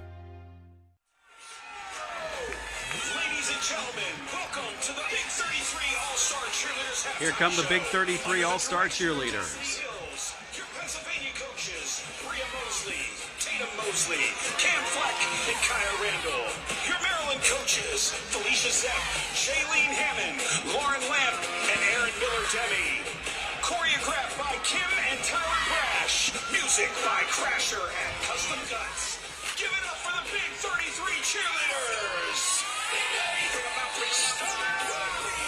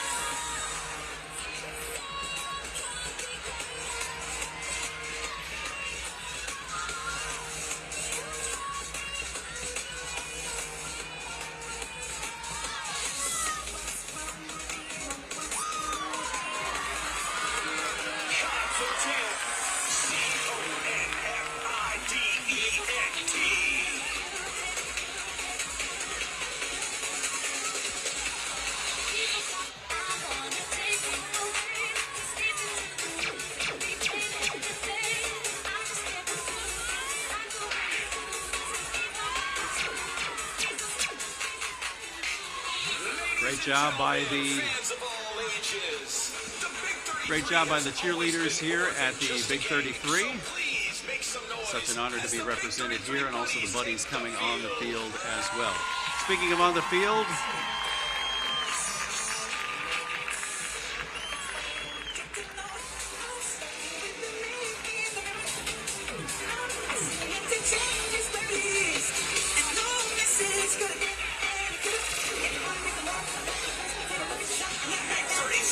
the Super Bowl high school football.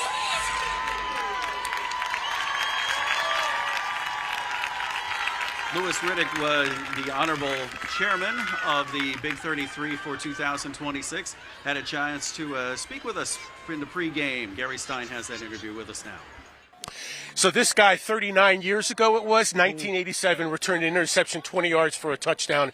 Maryland beat Pennsylvania that year, 26-22. The honorary chairman, Lewis Riddick. First of all, congratulations and welcome back. Yeah, it's great. It's great. It's a great honor. It's really good to kind of be back in this environment, big-time high school football. Big 33, it played a big role in my development as a youth for sure. Can you take us back 39 years? Because you just told me a great story. Yeah. When you came to the Big 33, that was your first time out of the house. Yeah, I mean, really, it was my first time away from home, for a significant amount of time without being around family. And see, that was a big shock to me. I mean, remember now, we're talking about the days way before the internet, cell phones, email, anything. So when I got dropped off here, it was the first time my family had ever left me with people who I didn't know.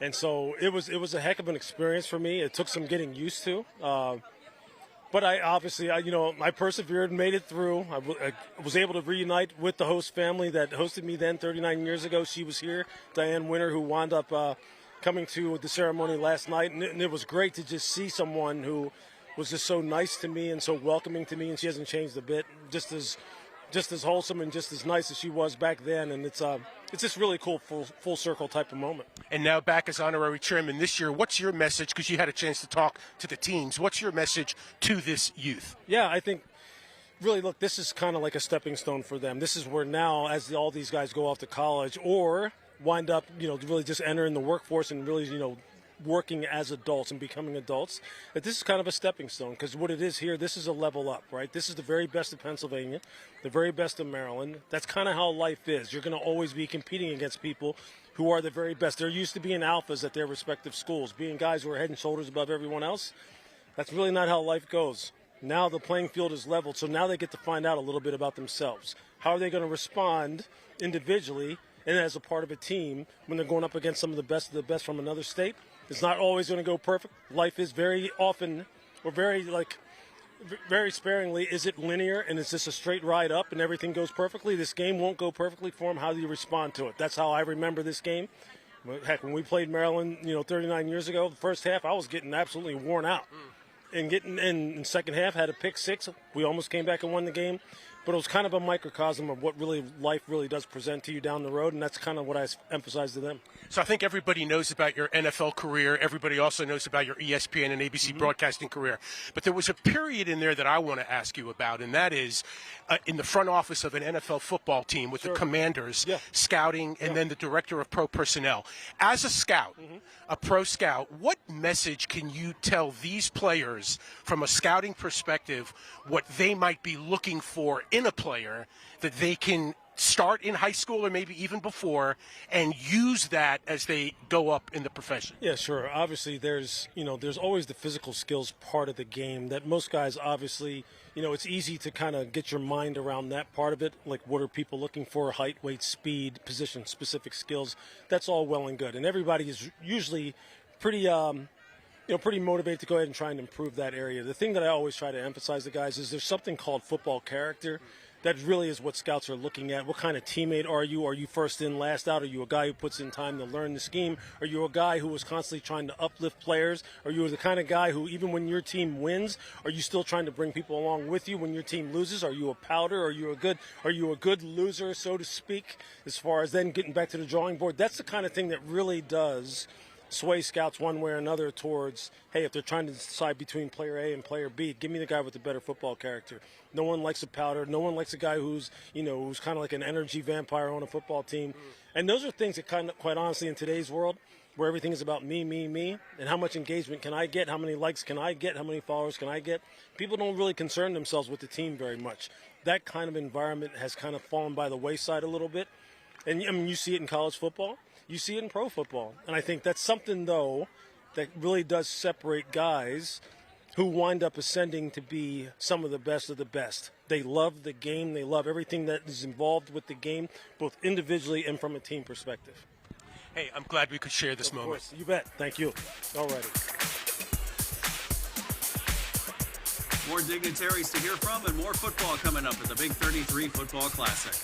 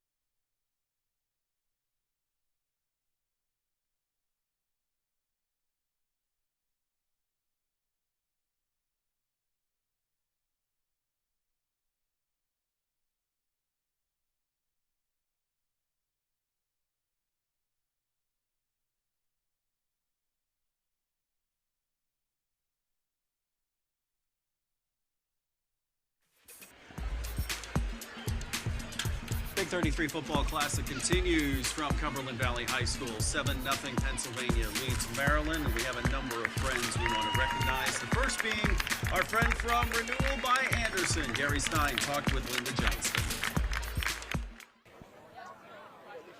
Chief Cultural Officer for Renewal by Anderson, Linda Johnston, joining us here at the game. Fourth year being the sponsor. Congratulations, number one, and thank you for doing that. Why? Why do you guys get involved? So thank you. But at Renewal by Anderson, through our Renewal Cares initiative, supporting organizations within our community is so important to us. We're grateful to our customers. It's because of them that we're able to do it. And when I met with the team from Big 33 and found out that it's about so much more than a football game, it's the buddy program, it's supporting our veterans, and uplifting our youth, and whether it be for cheer or football, partnering with the Peyton Walker Foundation, protecting their hearts by doing heart screenings. There's so much more. So it was an easy pairing with Renewal by Anderson and the Big 33. And I want to talk about the youth aspect of it, because that's really what this week is about. And you just documented it, not only the football, but the Big Buddy program and the cheer program. Why is it important in general, do you think, to associate and support the youth?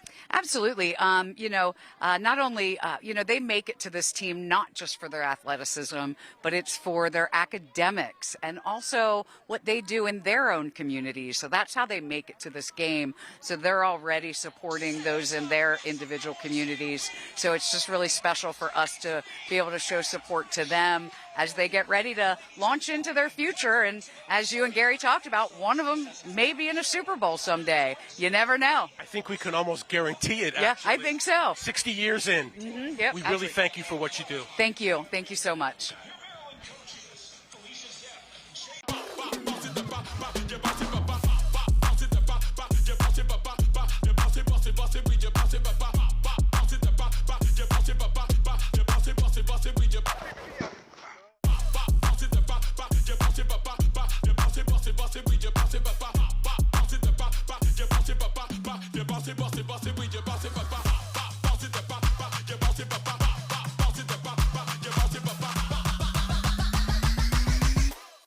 They call it the Super Bowl of high school football. And every Super Bowl has featured a Big 33 alum. But what makes Big 33 isn't where the players end up. It's what happens here, Memorial Day weekend, Central Pennsylvania. Players, cheerleaders, buddies, host families, a community that shows up for its young people. And that's why we show up too. The Burner Group and Renewal by Anderson, proud sponsor of the Big 33 Football Classic. Have you ever seen what 150 motorcycles under one rooftop looks like? Welcome to Appalachian Harley-Davidson, home to one of the largest motorcycle showrooms in central Pennsylvania. At our dealership, you have a premium selection of new and used motorcycles to choose from. Whether you're a solo traveler, looking for adventure, or in it for the long haul, your next ride is here and we'll help you find it. From iron-on wheels to gear you ride in, backed by the parts and service you can trust, we've got every part of your Harley-Davidson journey covered. Appalachian Harley-Davidson, where your journey begins.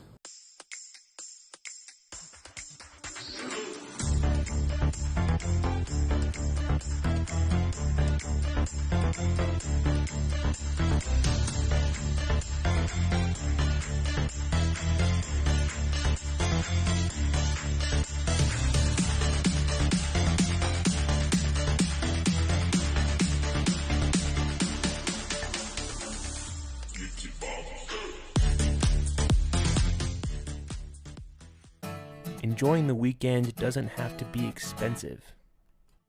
It doesn't require a ticket to get in, large crowds, or wasting your time in traffic. Enjoying the weekend, and I mean truly making the most of it, it's just a decision that you make. It's the people you spend it with, again and again at the end of every week. It's right there waiting for you.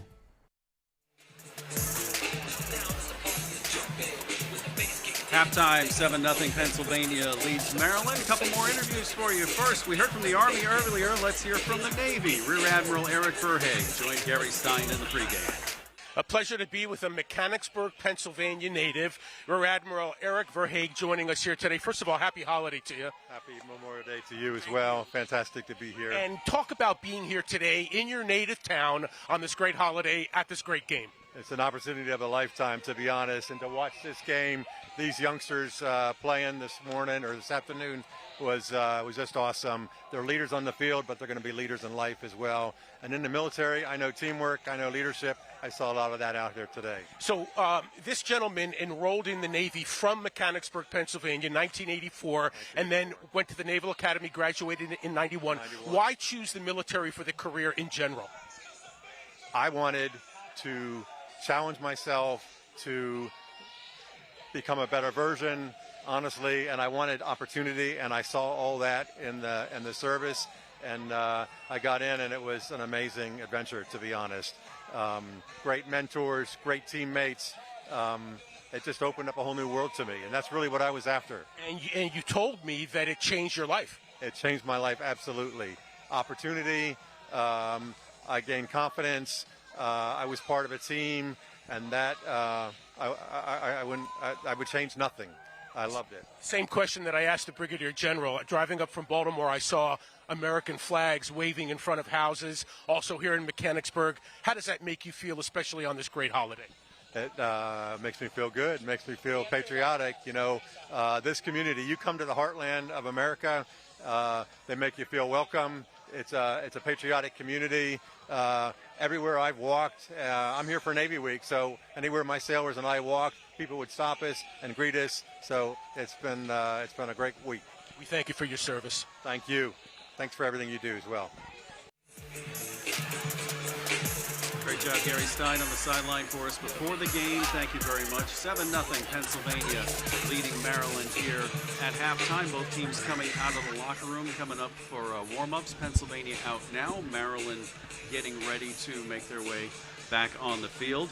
Highlights from the first half. According to the score, not many, but there was a lot of good. There were a lot of good plays here, as we will see here in the first half. As you see, quarterback for Pennsylvania, Michael Eckert, having a load of trouble with that defense from Maryland, especially with guys like Brian Guerrero.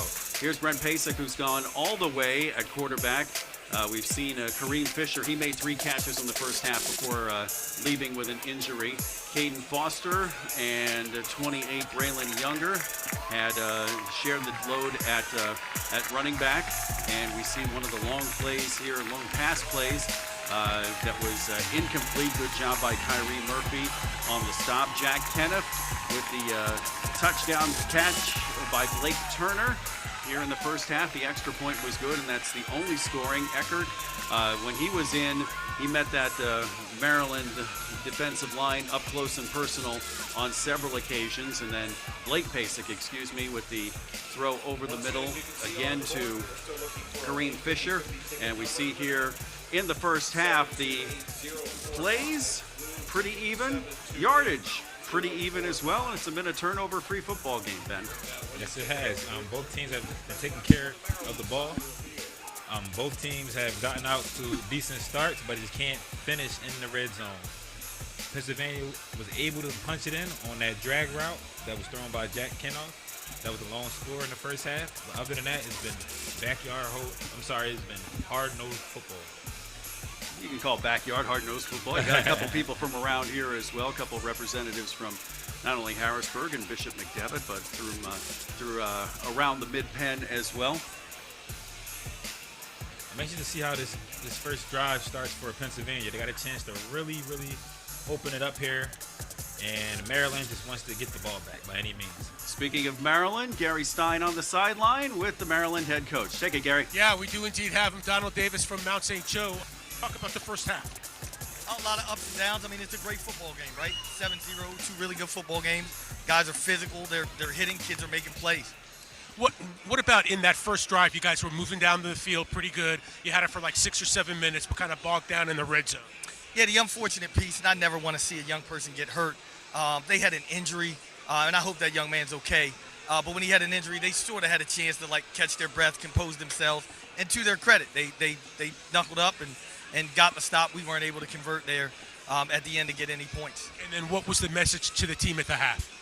I think with all the ups and downs and everything that happened in the first half, it's 7-0, right? We're in a great football game. It's a one possession, one play away from everything being totally different. So the biggest thing for our guys is just, for me as a coach, for our guys, just keep our composure, just keep chopping wood and put ourselves in position. And when we do, we got to take advantage of the opportunities. Best of luck in the second half. Thank you. God bless. Guys, back to you. Thank you, Coach. Thank you, Gary. Back up here in the booth with Ben Dupree. I'm Travis Sparks. Great to have you with us here on the Big 33 Football Network, wherever you are watching us tonight. And it is the weather, the rain held off here in the first half. It is starting to fall a little bit. It's going to be interesting to see what these players are going to do with a slippery football here in the second half. Yes, and back to Coach Donald Davis from Mount St. Joe's. He's doing a good job of staying composed, isn't being negative, understanding the situation and staying positive, because his team is definitely looking at him. Rain sprinkling in. We'll see how this affects the game. Gary Stein down the sideline, making his way over to the Pennsylvania sideline. We'll check in with him coming up in just a moment here as we get ready for the third quarter. Pretty even when it comes. We saw the stats. Penalties, yes, you're going to have them in an all-star game, and but really no out of control, out of the ordinary, plays you wouldn't normally see in a regular season game. So a good job by these players keeping control, keeping composed, and let's make sure we keep it that way for the rest of the game, as we'll have one or two more interviews coming up here in the third quarter and into the fourth quarter as well. And we also got to keep in mind that these players have not played a game for about 6 months. So their bodies are still acclimating to playing 12-minute full quarters of football, which is probably why we've seen a couple injuries. Hey guys, let me chime in for a quick second. I think both coaches are pretty happy where they are right now. Obviously, PA leading by 7. We talked to Coach Hall coming into the break. Donald Davis pretty happy where they are. Also, another thing, the rain. I wouldn't call it a problem right now, but it is drizzling, and the field is getting a little bit slick. Gary, as I look out from here, I'm thinking I'm in 33rd Street in Baltimore, 1977, watching a Colts game here with how the fog is rolling in here. 10-7, baby, in overtime, no doubt. Love that, love that. Is that Johnny Unitas in his black cleats? Well, that was a little afterwards. That was Burt Jones beating the Dolphins in 75. That's right, Tony Linhart in the gloom. Kick goes to the end zone, comes out to the 25-yard line, and Pennsylvania will take over. We'll see which personnel they decide to use. Everybody has to be in for 15 offensive plays. They did switch up quarterbacks on a couple of occasions, did Pennsylvania, between Jack Keniff and Michael Eckhart. We'll see, and it's going to be Eckhart who comes back out, and for the first time in the backfield, we're going to see Nolan Carter. Excuse me, that Carter's the punter. It'll be Antoine Smith-Ray, who's in the backfield as well. No, Michael Ecker is more of a scrambler, while Jack Kenoff is more of a pocket passer. So 2 different styles. It looked like they had 2 different offenses designated for each one. So let's see how Michael does. Hank Lustig had a big half for Pennsylvania. He's in the slot. They're going to give to, that's actually Rakai Seville from Susquehanna Township. He gets to the outside and maybe 3 yards on the gain. He's second down. Now on that play, it won't show up in the stat sheet, but number 9, Jordan Hicks, comes up and sets the edge against number 13, Hank Lustig, which makes him cut it in. Good overall team defense. So from the 28, 2nd and 7. Eckhart will give again up the middle to Seville.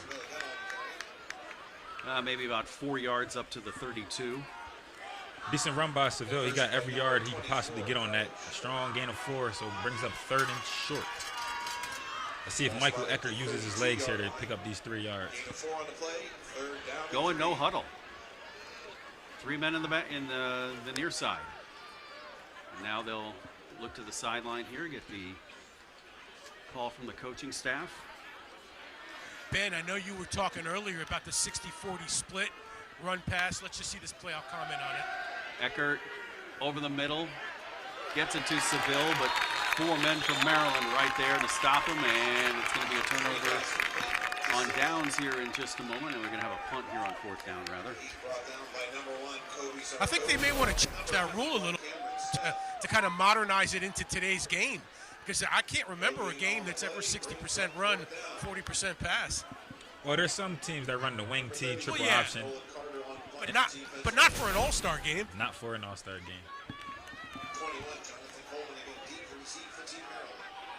So now Nolan Carter comes in on the punt. Had a dandy of a punt last time. Let's see if he can do another rainmaker. Yes, he does. Fair catch at the 26-yard line. So another fantastic punt of 42 yards and no return. Guys, that was a great punt, no doubt, and even better because when you lift that high into this gloom, it makes it even harder to catch. And if you don't have a face shield on, if the droplets are coming right into your eyes, you're trying to find a football in those lights, and there are only lights in the 4 corners of the field here. That's very difficult. It was just a good job for him getting the ball and not muffing it. Yes, punt returning is a very, very underrated skill. the pros and the college guys make it look easy, but it is not easy to catch that thing from 50 feet up in the air with people screaming at you. Well, this Seahawks fan was happy to see a drop punt in the NFC Championship game, so it's not totally easy by whomever does it here. So Maryland will take over first down at about the 17-yard line. Guys, it's raining hard enough now that the equipment people are covering the footballs on the sideline with towels. Pasek with the sidearm throw to Normori Johnson. He breaks free to the 30, to the 35, and he's got open field. And the ball was stripped free, but where they're calling it a turnover, they call it a fumble. First down. But they're calling it a first down. The ball was fumbled, but out of bounds, so Johnson catches a break, and it's a 24-yard gain and a first down. And again, I have to bring up this stat. Johnson, over the season, had 21 catches for 775 yards and 13 touchdowns. That's 44 yards per game, per catch, I should say. Big play, no doubt. Big player. And that was a clean fumble out of bounds. Nobody recovered it.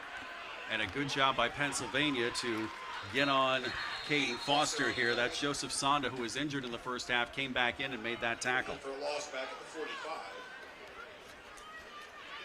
So a loss. Number 11, Quincy Smith, first on the stop for Team Pennsylvania.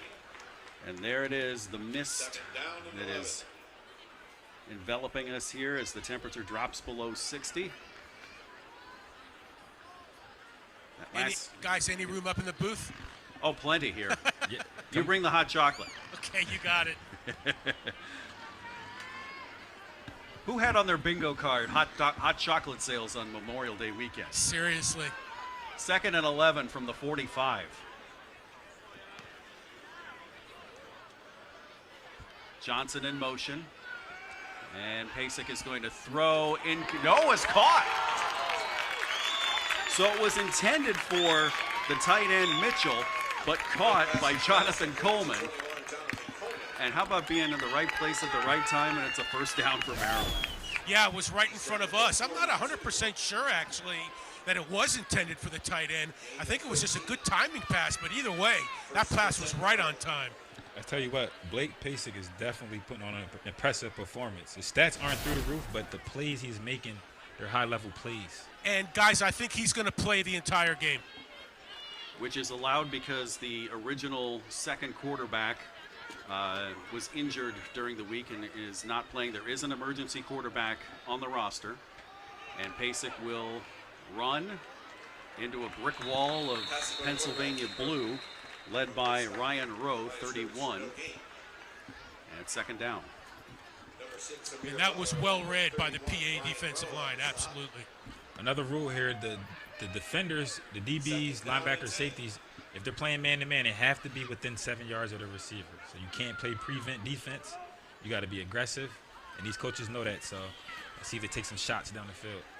Guys, this first drive for Maryland is kind of a carbon copy of their first drive of the first quarter. Let's see if they can convert on this one. Yes, it is. They're driving methodically. 3 receivers far side. Pasek in the pistol. Give. Foster churning those legs up to about the 37. That's 5 yards. That was a tough run. He got stuffed in the backfield and dragged his defender for 5 yards. Very underrated run there by the running back. Running hard, had 2 guys, and he just dragged them with him. Number 6, Amir Butler, was on the tackle for Pennsylvania. He is headed to Stonehill, and he's out of Plymouth Whitemarsh. Got to get to the 32 for a first down. Glad you're with us here on the Big 33 Football Network on Memorial Day weekend. And thank you to all those who made the ultimate sacrifice so that we could watch all this high school football this weekend. I'll tell you what, we have a great turnout here. You have a very nice crowd tonight, both sides, despite the weather. Pasek looking, man out of the backfield is Foster. Gets out of 1 tackle and gets a first down up to the 30. That was a great move by Foster to make the defender miss. He's going to have a great career when he attends Morgan State next year. And that's another part. Not only is he a good runner between the tackles, but he's also very, very elusive out of the backfield in terms of pass catching. That's a way to stay on the field. If you can catch the ball as a running back, you can play all 3 downs. Tavion Deschelle, the far side receiver among that bunch set. They've got Destin Mitchell standing up as a slot receiver. He's normally a tight end. Pasek, he's going to run it to the offside this time for Foster. First man through for Pennsylvania. Almost got him. I think that was Sonda. That's what you don't want as an offense. You can't have negative plays on first downs. Push you back behind the sticks. Could have also been 26, Angel Luciano. Ball spot at the 32-yard line. For a Lost 2 yards. Second down and 12. Maryland approaching the red zone here. They're about 7 yards away from the red zone. So let's see if they can finish the drive. Yeah, this is kind of the area where it's broken down for them in the past. I think you may see the quarterback use his legs here a little. Jonathan Coleman among the receivers here on the near side. Let's see if they take a shot down here. Younger in the backfield. You got one-on-one with the entire field. You got every route in play here. 3 on the play clock. Pasek looking. He's looking left all the way. It was a go pattern. There it is. And incomplete, just had the receiver turned around. That's Fisher. He's back in the game. Was that Fisher 11? No, I'm sorry. That was 15, Tavion Deschelle. Again, 27, Dewan Webb on the coverage. He's been having a heck of a game so far. He might have got away with a little tug. We'll see here. Guys, I think Pasek lost the grip on the ball. That was very uncharacteristic of Pasek. You saw the ball go almost end over end to the receiver. He's usually very accurate, very much in control of that ball. I think the ball is getting real slippery. Well, the ball wasn't in a bad spot. It was just a little bit too far. I think the receiver could have made a play if he didn't get the little grab that was missed by the official, but hey, good ball. Sidecars both sides. It's been 4 receiver sets pretty much all night here. You're not going to see I formation, I don't think, at all tonight. No fullbacks on any roster. Pasek looking to throw, incomplete. Good coverage there for Pennsylvania by 28, Braden Billman. Coverage on Destin Mitchell, and that is 4th down. Braden Billman, first time we mentioned him today. He is from New Oxford, and he's headed to Cornell. He'll be up there in the Patriot League. Good couple past years for the New Oxford Colonials out of the York Adams League, which is now going to be renamed the South Central Pennsylvania League because they're admitting 2 teams from Franklin County. So last time we can officially say York Adams at all. Guys, this is interesting. They punted from the 34 in the first half. They're going for it on 4th and 12 from the 32. Play clock down to 2. They get it off. Pasek gonna run, has to hurry, gonna throw into a pile and intercepted. First turnover of the night, and Pennsylvania takes it. I believe that was Billman. Yeah, that was Billman. He's slow to get up. Looks like he might have tweaked his ankle a little bit, but great play, young man. That's 2 plays in a row. He's definitely been where the ball is at. Pennsylvania gets the first turnover, and we take a break. 4:42 left to go, 3rd quarter. 7-0 Pennsylvania leads the Big 33 Football Classic.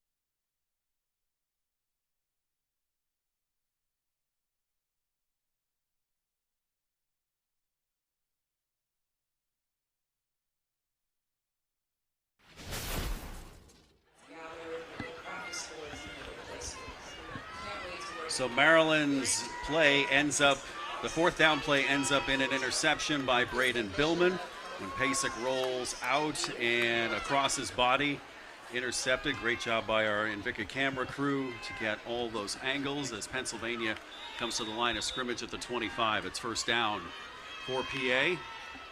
They go with Kenneth and Wilkerson in the backfield. Nothing doing as the loss is back to about the 14-yard line. We'll see where they officially mark it. Looks like about the 21. So and Wilkerson, 4-yard loss. And that's D lineman Jefferson Serkfin from Sherwood High School, headed to the University of Richmond. This will be second down and 14. I tell you what, these D linemen are getting more and more athletic as the years go by. Jack Kenneth from Manheim Township back in at quarterback. Kenneth looking, incomplete. Good coverage there by Maryland as we throw it down to Gary Stein. You got the interceptor, Braden Billman, out of New Oxford. What did you see on that one? I saw the quarterback roll out, and he went back into the pocket. You know, he started looking downfield. I just sat with my guy. He just lofted up there. We know ball's in the air. We got to go get it. That's what we did. How satisfied are you with this defense so far? Oh, we're balling. Everyone from D-line to outside backers, inside backers, corners, safeties. We're a unit.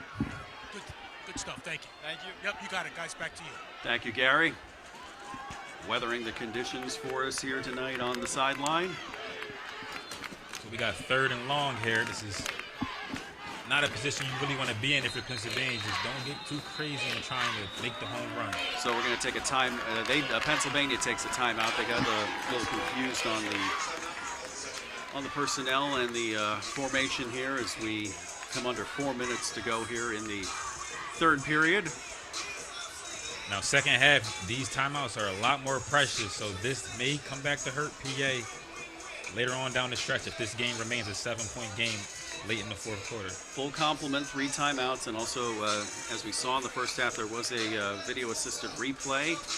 So there is one challenge for each side here in the second half. Pennsylvania's one challenge was successful on a fourth down run that Maryland made, where they thought he had the first down, but it turns out the knee was down and the ball was a half-yard short. So the one VAR play was successful for the challenge.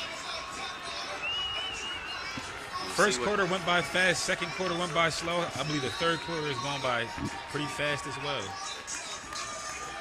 So we'll see what Kenneth and Pennsylvania have in mind here. Some of the players you see: 74, Peter Bonnet; 88, Liam Fuller, who's got a catch here; 72, David Zapp, also on offensive line. Kenneth with a man in the backfield and 4 receivers. Kenneth back to throw. Looking, stumbles down.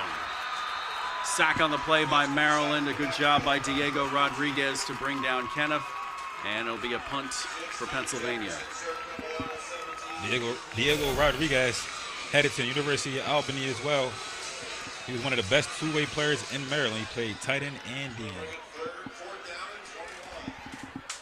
So 4th and long. Them in the game. 4th and long, another rainmaker we expect from Nolan Barton here. If you're Maryland, you're going to try to get a return here. You haven't punched it in on offense. Let's see if you can do something on special teams. Nolan Carter, excuse me, on the punt. Return set up at the 45. Not as high, but now takes a Maryland bounce and ends up being down at the 39-yard line. And Gary, that was by the long snapper, Rory Knipp. It's very rare that any long snapper gets any coverage here on a high school playoff or a high school all-star game like this. This guy should, because he is special, out of Central Catholic around the Pittsburgh area. And I talked to Coach Mike Loxley at Maryland, who recruited him, and he calls him Ghost because because he's so accurate that you don't have to worry about him. You don't have to look at him. You don't have to see him. You can't see him. He doesn't want to see him. That guy is so accurate. So, yeah, it's rare you talk about a long snapper, but when a guy like that snaps, he's called the ghost. And again, that's another very underrated skill in this sport. And by him being called the ghost, that means his coach has the ultimate confidence in him. It's like you could put a dime out on the field and he could snap it to it. Or if you put it like on the top of one of those orange cones, he could do that too. Going to the University of Maryland from Pennsylvania for long snapping it tells you something. From the 39 of Pennsylvania, Maryland trying to get on the board here. Blake Pasek looks one way, throws the other way to Younger. Out of bounds at the 34, gain of 5.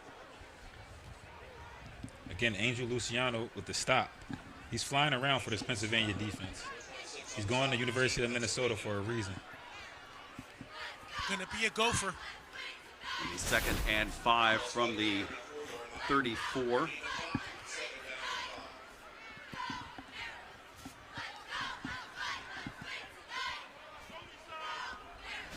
Coleman near side, Deschel far side. Braylon Younger still in the backfield. Switch look and a great defensive play on Michael Robinson. Number 21, Justice Gaskin from Roman Catholic, making plays in the open field. He's headed to Stony Brook. Again, state champion.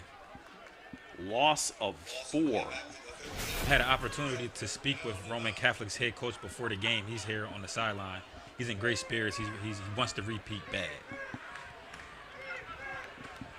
Ticking down towards the 2-minute mark here in the 3rd quarter.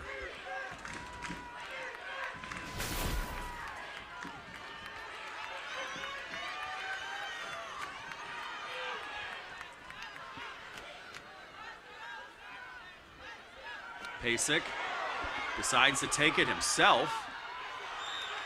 Close to a first down. It's almost the exact same thing that happened in the first half. Let's see if they spot him just shy or if they give him the first. Looks like he's going to come up 4th and inches. Again, Angel Luciano with the tackle. 8 yards. He needed 9, so 4th and 1 from the 30.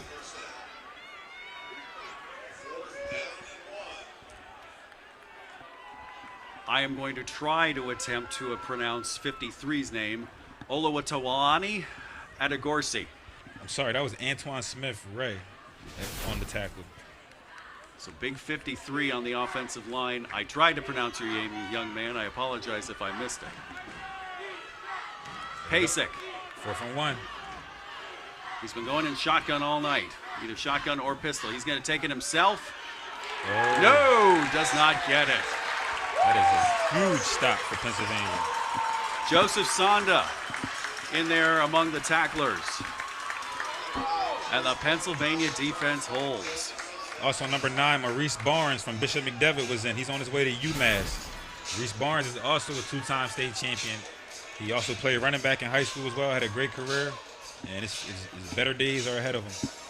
Maurice Barnes was an absolute beast on the field for Bishop McDevitt for these last couple of years through their deep runs through the playoffs here in Pennsylvania. These McDevitt guys will definitely have played at least 50 games in their career. The 2 that are in this game. So Pennsylvania from the 31 on the first down. Nothing doing by Seville this time. Maryland's doing a good job setting the edge. Pennsylvania has to bang that inside and get back to the line of scrimmage. Getting back to the line of scrimmage is so much better than losing 4 yards. How about a preview for next year? Gary Stein has the Maryland head coach for 2027. Gary. We're on the Maryland. Oakdale, what are you seeing here tonight? I mean, it's a hard-fought game. The kids are playing really hard on both sides. Neither team's been able to separate themselves too much, but it's going to come down to the end here. It's pretty exciting. How excited are you about next year? I'm very excited. Yeah, I've already put together a few people in the staff, some coaches around the state. There's a really good group of players here in the junior class for an upcoming senior class, so we're excited to get them out here and see what happens next year. Perfect. Thank you so much. Back to you. The retreat by the Pennsylvania offense has lasted 2 plays here. They've gone They're gone from 1st and 10 back to 3rd and 20. They're going to run the clock out here and just have a fresh start for the 4th quarter, 3rd and 19. So from the 21, it'll be 3rd and 19 when we return. 7-0, Pennsylvania continues to lead. This is the Big 33 Football Classic, the 69th edition on the Big 33 Football Network. You'll still have common days. Get caught in traffic during your commute. Overthink a text message. Get a song stuck in your head. This is not one of those days. A few weeks a year and you'll discover the most uncommon time of your life.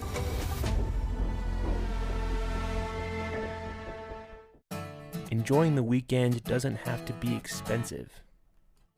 It doesn't require a ticket to get in, large crowds, or wasting your time in traffic. Enjoying the weekend, and I mean truly making the most of it, it's just a decision that you make. It's the people you spend it with, again and again at the end of every week. It's right there waiting for you.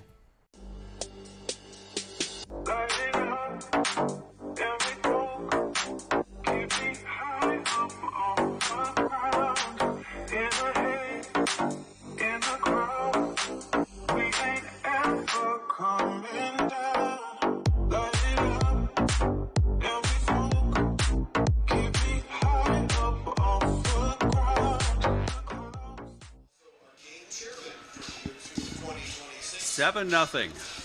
Pennsylvania continues to lead Maryland. It's been a defensive struggle since the 1st quarter, and continuing the scoreless streak here in the 3rd quarter. How about this for total yards in the 3rd quarter? Maryland 60 yards, Pennsylvania minus 14. Wow. Defense. The story of the night has been Maryland's defense. Honest to goodness. Travis, you were talking about a bingo card before with the weather. What about a 7-0 score after 3 quarters on your bingo card? Exactly. I'll be honest with you. Yeah, I did not expect that. You think maybe here in an all-star game, 14-14, 21-21, something like that. And last year, we had 63 total points scored, 38 the year before.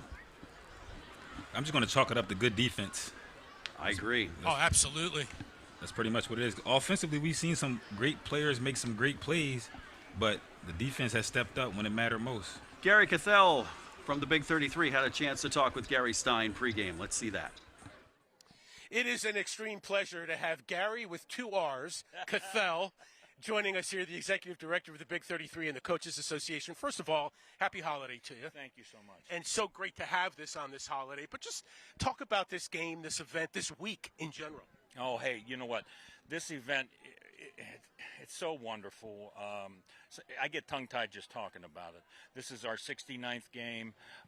It means so much to a lot of people. It's the Super Bowl of high school football. But we've kind of tweaked it and morphed it into more than just a game, because we have buddies, we have military, we have cheerleaders, we have host families, just tons and tons of activities going on around our event here. But we plan a whole year for this, and it happens just like that. So let me ask, because I know you weren't around back in 1957 when it started. Well, actually, how did I it was start? around, but not in this capacity. How did it start? Well, it started real with a bunch of media people. Media people got it together. They decided to put together a game. The 1957 was the first paper team. So the first year of Big 33 actually was not a game. The second year, 1958, we had our first game, and it was against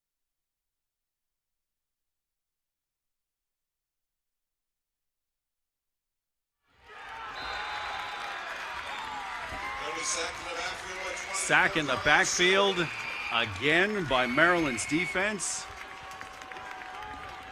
Special teams coming up. Let's see if Maryland can get a good return, or if Pennsylvania can pin them back as far as possible. Another 6-yard loss, so it's going to be 4th and 25, make it 9-yard loss, so 4th and 28. The way this game's going, Maryland's best chance of scoring might be from farther out. They might need a big play because as the field condenses, they're struggling when they get to the red zone. Guys, you talk about 24 from Maryland. Carlos Sherrod, what a year. 34 quarterback hurries, 14 hits, 9 sacks. Good punt. This time caught at the 50. And flag on the play as it's returned at the 45. We'll see what the flag is all about. Looks like it's going to be a block in the back, so you can bring that back 10 more yards.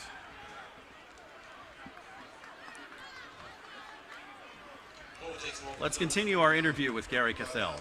Rule with a bunch of media people. Media people got it together. They decided to put together a game. The 1957 was the first paper team. So the first year of Big 33 actually was not a game. The second year, 1958, we had our first game, and it was against the All-Americans. And again, it was planned by the media and the newspaper.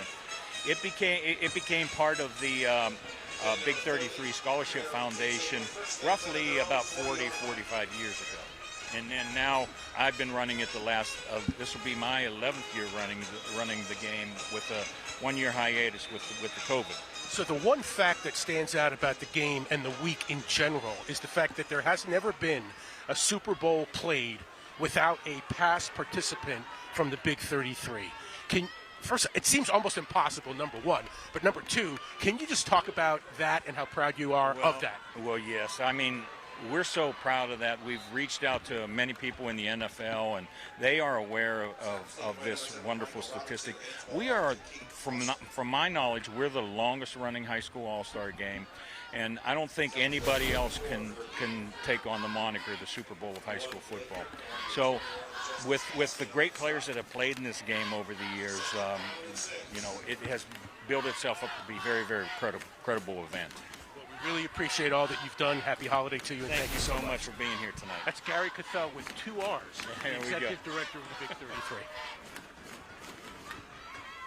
4-yard run by Foster on first down. They brought in Michael Robinson at the quarterback.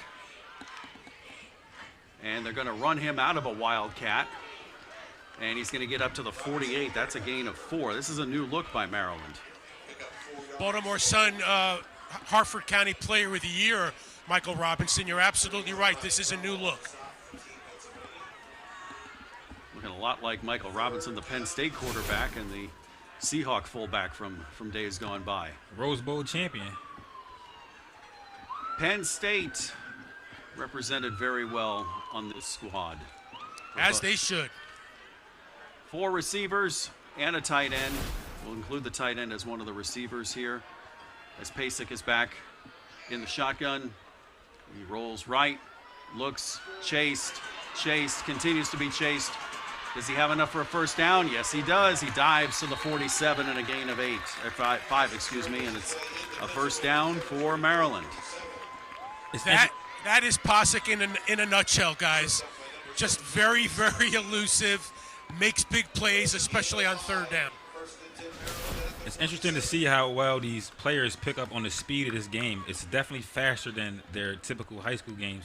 So good job by Pasek, making people miss, just getting enough to get the first down. And I think one of you said it before, like, these guys haven't played in 4 or 5 months. So you got to get used to the speed of the game a little as well. Yeah, they haven't played some of them up to 7 months. You would think track athletes then have a little bit of an advantage here too, because they just got done with their track and field season. Pasek, off balance throw, incomplete. He was trying to get it out to Destin Mitchell. So 2nd and 10.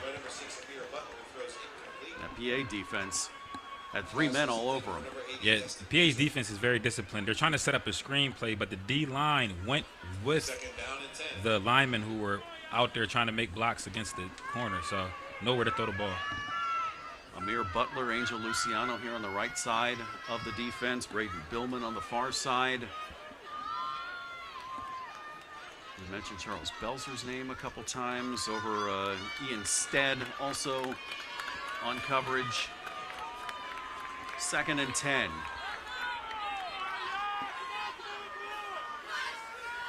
Pasek sends Robinson in motion. Up the middle. Looks like Foster It's only going to get to the 45. 2-yard gain. Third down, money down. Again, third down is where quarterbacks make their money at. So let's see what Pasek has up his sleeve on this play. And the rain, the mist, continues here at a pretty darn good rate. And not only third down, but third and long, really. Yep, 3rd and 8. Got to get to the 37 for a first down.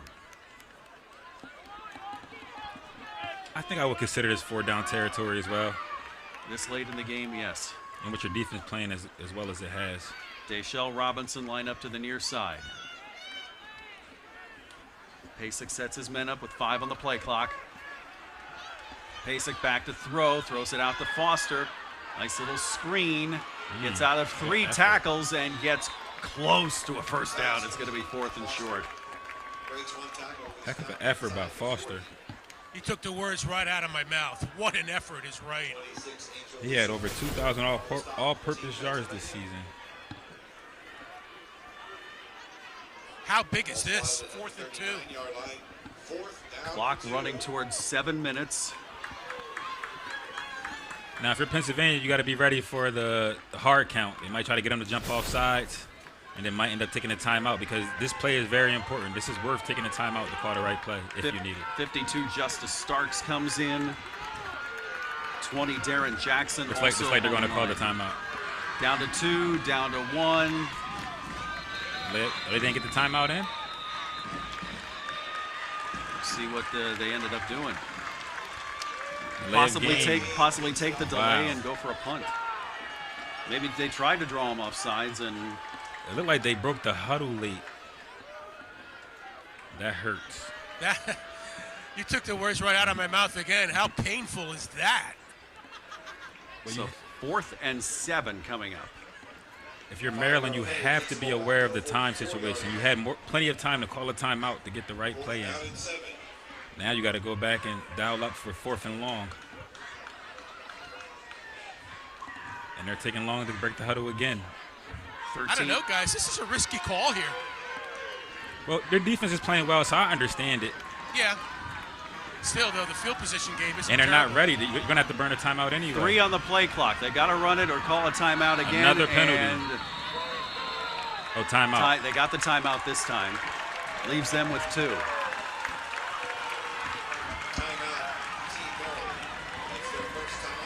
We break from Chapman Field at Cumberland Valley. 7-0. Pennsylvania leaves Maryland with 6:52 left to go in the Big 33 Football Classic for 2026. Thanks for joining us on Memorial Day weekend.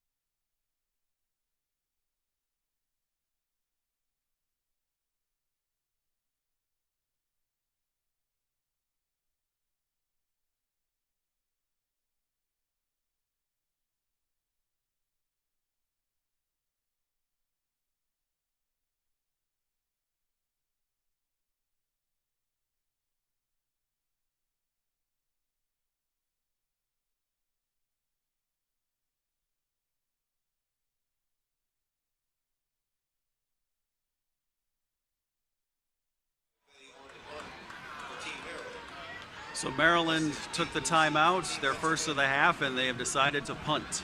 You would think if they wanted to punt, they could have just took the penalty.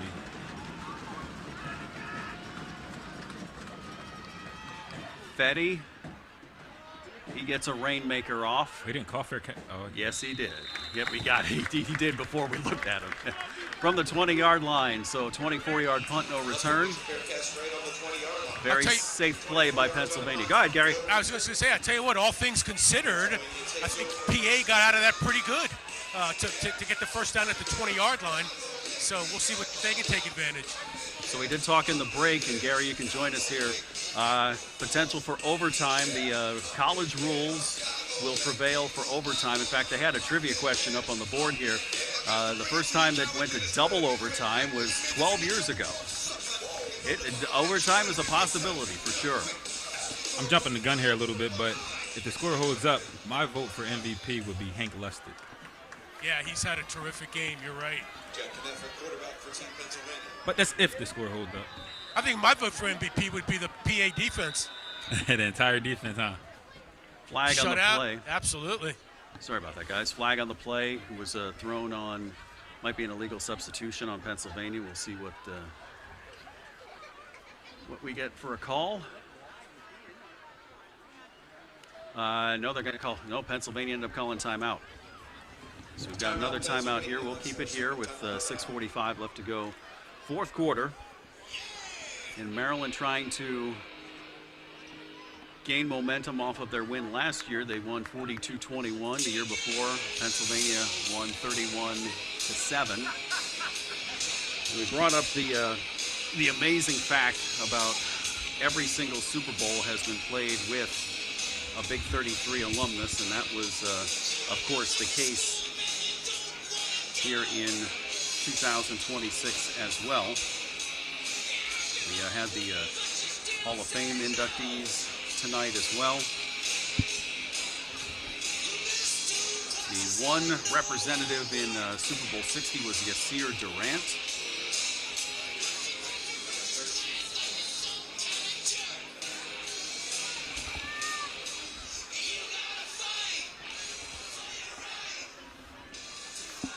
So they go back with Kenneth at quarterback.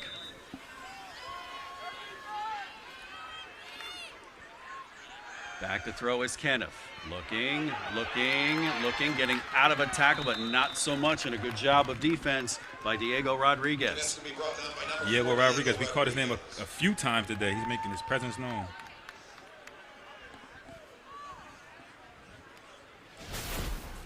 If you're Pennsylvania, you can drive the field and almost close this game out if you execute, but with the way how Maryland's defense is playing, that may not be the case.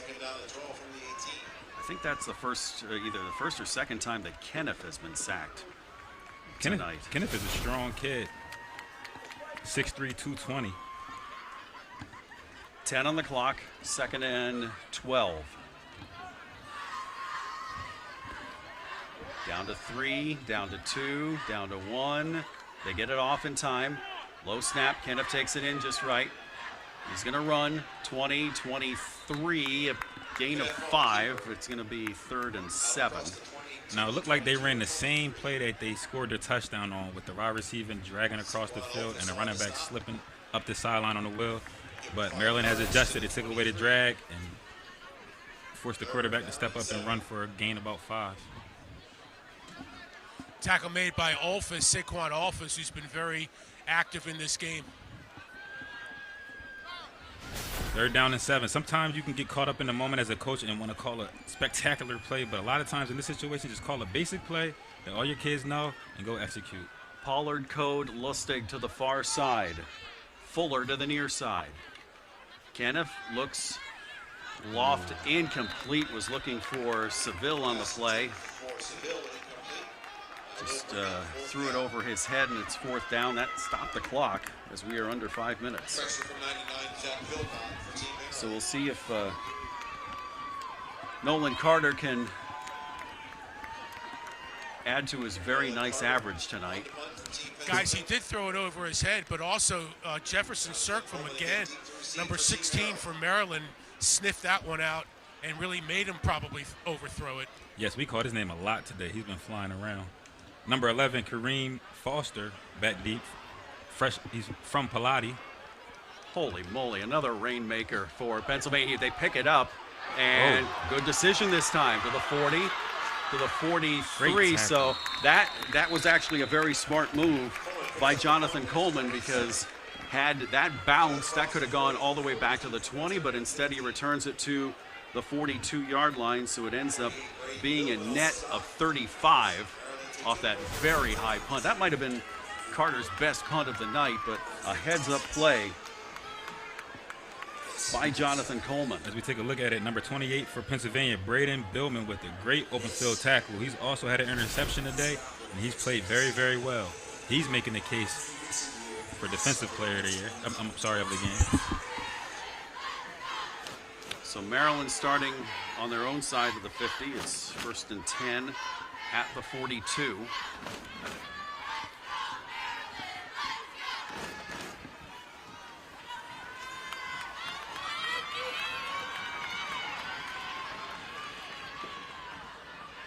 Give, that's Younger. A rough, tough 2 yards. Well, maybe he's saying his knee went down after a yard. Guys, I think I heard one of you talking earlier. You know, not only does Maryland really have only one quarterback, they only have 2 running backs, Foster and Yearman. And so, you know, that's why these guys are getting the bulk, not the bulk, but all the carries for Maryland. And that's a blessing for them, because you can establish a rhythm. A lot of times running backs in these games, you can't really get a rhythm.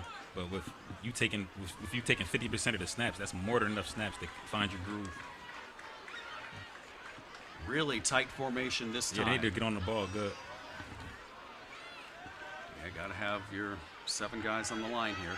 Pasek to Younger out of the backfield. Whoa. Up to the 49, so it's going to be 3rd and short again.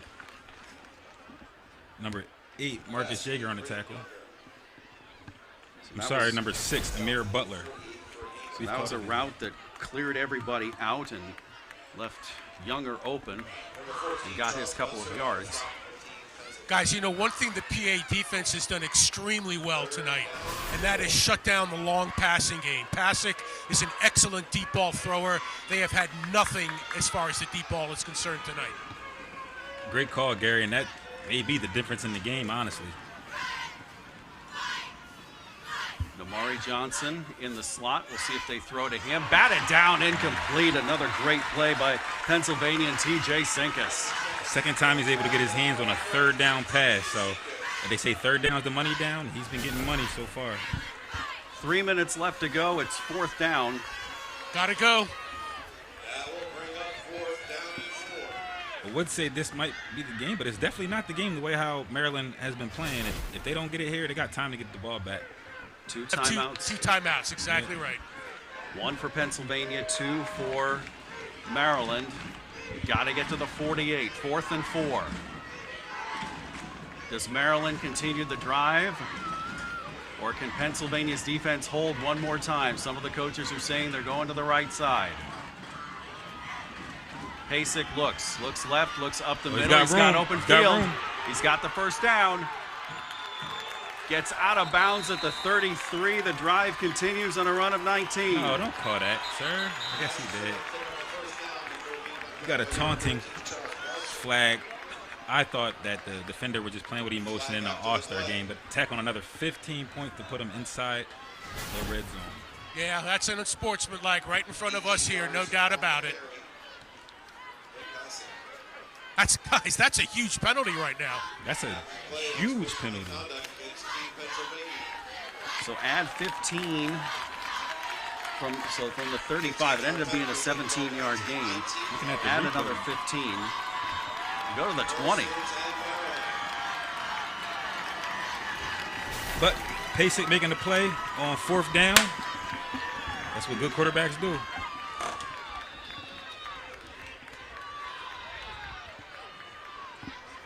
So they mark it at the 19, 1st down.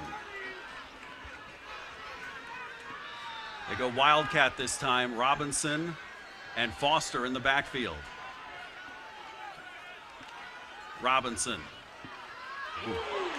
runs into a brick wall. Wrapped up by number 6, Amir Butler from Plymouth Whitemarsh again, making plays in the backfield. So loss of 2, we 2nd and 12. Guys, I don't know if you caught this or not, but the quarterback, Pasek, was 15 yards downfield getting tangled up with a PA defender. I mean, what doesn't he do? Oh, was he out there blocking? Yes, he was. Absolutely. Wow. Now he's in shotgun, looking to throw to the corner left. route. Rush. There it is. Looking to the end zone to Robinson. Touchdown. He's got it. Touchdown.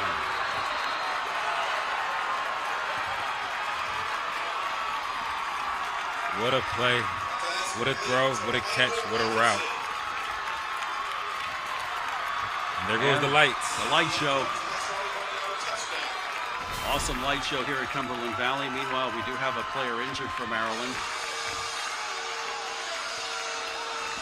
Well, the ball actually came out late, but they said it was. You only need 1 foot in. Yep. He got it. I won't be surprised if PA challenges it if they choose, but in our opinion, 1 foot down, possession, 2, touchdown. Heck of a fight for the defensive player, number 17, Luis Martinez, but just a little bit too late. Isaiah Fox was the injured Maryland. In the NFL, he may have to take it all the way to the ground, but not in high school. So Isaiah Fox came off after the injury, and now they do call the touchdown. It hasn't been put up on the board yet.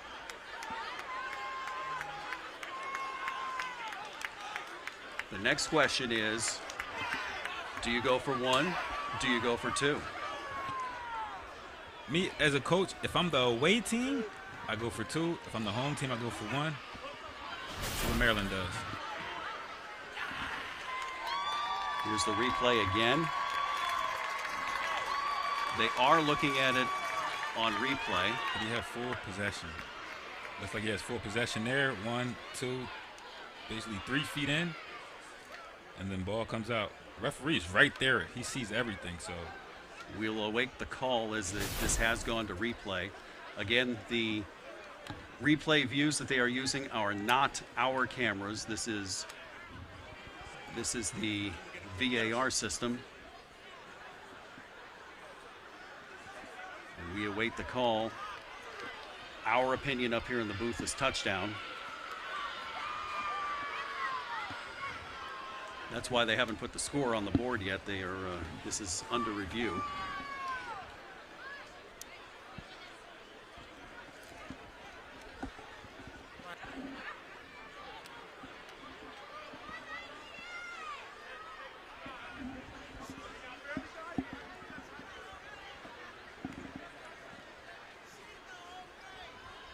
The ruling on the field stands.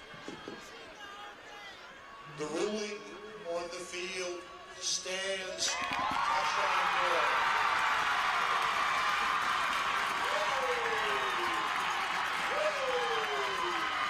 So the 6 goes on the board, and they're going to try and tie it here with the extra point from Fetty. Number 5, Rory O'Connor will hold for Gavin Fetty's extra point. Gavin Fetty to try and tie this ball game up.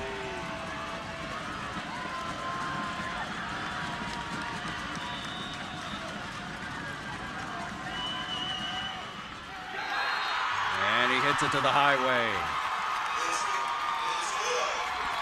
Heck of a drive from Maryland. 21-yard touchdown pass from Pasek to Michael Robinson.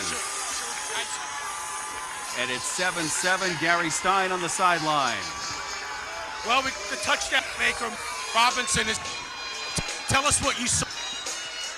Oh, Coach Army one-on-one, I'm too fast. He gave me a shot, I came down with it. I mean, game, I told the team to count on me, they counted on me. Got the touchdown. On your way to Merrimack? Yes. Best of luck, congratulations. Thank you. Thank you, Gary, as Pennsylvania will receive this kickoff with 1 timeout. Interesting fact here, Michael Robinson, the one who caught the touchdown just now, was a high school quarterback. He's a 3-year starter, 2-sport athlete, football and basketball. He's headed to Merrimack from Edgewood High School. Guys, I'm down here on the Maryland bench. bench has just erupted. That touchdown meant a lot. And we can't overlook the fact that there was a penalty in that drive that helped Maryland. But overall for Maryland, a great drive. 58 yards on 6 plays, wrapped up with a 21-yard touchdown catch from Robinson after Robinson lost 2 yards the play before. So 7-7. We got a ball game, folks. So Fetty to kick off again. Pennsylvania got the first kickoff of the third quarter and went 3 and out. Let's see how Pennsylvania responds. Here's the kick from Fetty. It goes deep and it goes out of bounds. Tie ball game, 2 minutes left. As a quarterback, what more can you ask for? Got to go 75 yards.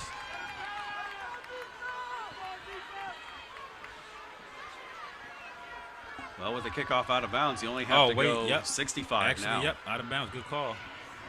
So kickoff out of bounds goes to the 35-yard line. They're going to ask what the option is.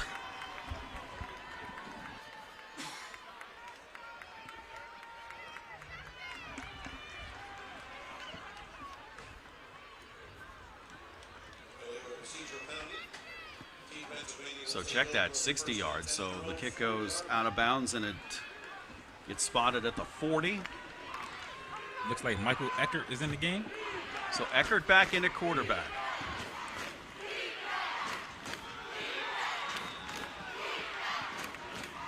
Three receivers and an H-back. They run it and maybe get a yard. That's Tymir Wilkerson. So it's a 40-second clock that begins with the end of the play. Pennsylvania has until 1:29 on the clock to get this next play off. Number 1, Kobe Sarkadi, he was in on the tackle. He's actually headed to North Carolina State from Milford Mill High School. See how Pennsylvania takes this, if they are just going to try and get enough for some first down yardage and send it to overtime, or if they want to go for it all here. Eckert rolls, looking, out of bounds, incomplete. That may be intentional grounding. Well, pressure from 44, Savion Williams. No flag. Eckert hasn't looked very comfortable so far in this game. The pressure seems to be getting to him, and that Maryland defense is flying around. Nothing he could do there. So 3rd and 9. Final call from Blue Raffle ticket, 50-50 number 728. 1:31 left to go here. Play clock at 18. Looking to the side for a play. Lustig comes here to the near side. Eckert, 4 on the play clock. Looking. Under the gun, gonna get enough for a first down. Exactly. 11 yards on the run for Eckert. Number 22, Christopher Martin on the tackle. Talk about the money down. Wow.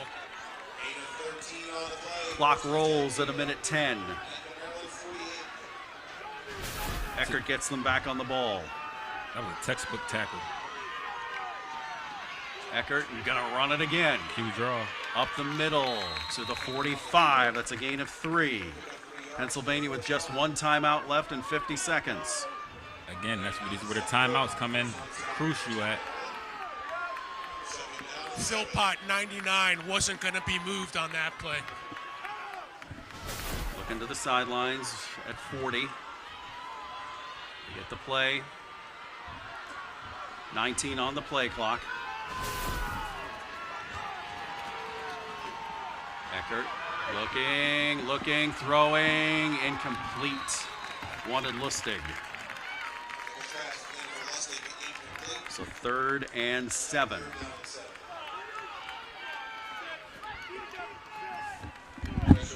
Guys, what did you say the OT rules were? College. College rules? Yes, yes. As we are almost, well, if I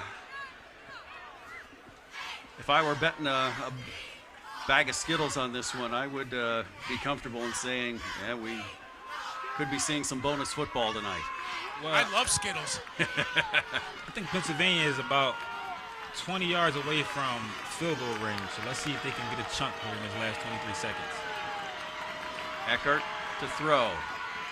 Under pressure again and almost complete.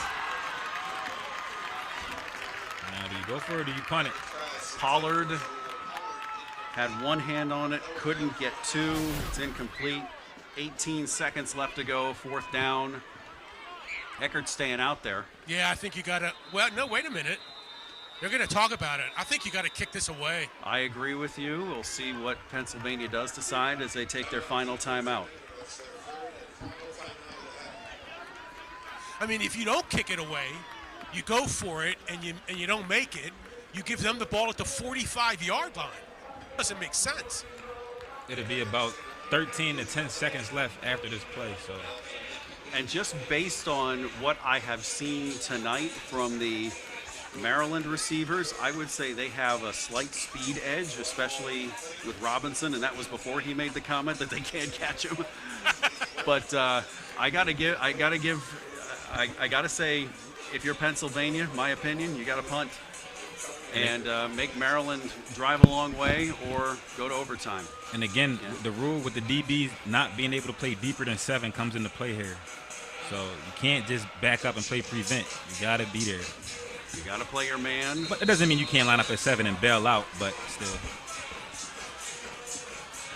So 4th down, and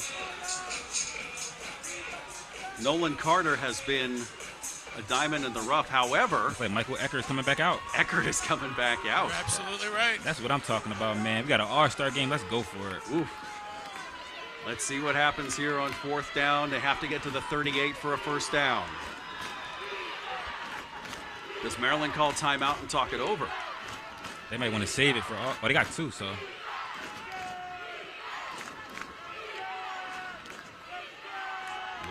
Looking. They're going to throw to Lustig, and he gets the 1st down. Did he stay in bounds, though? Well, the clock will stop anyway. Until they spot the ball. So they got to get on the ball. Or are they just saying, this is our way of saying, all right, that we're safely going to overtime here? That is a gutsy call.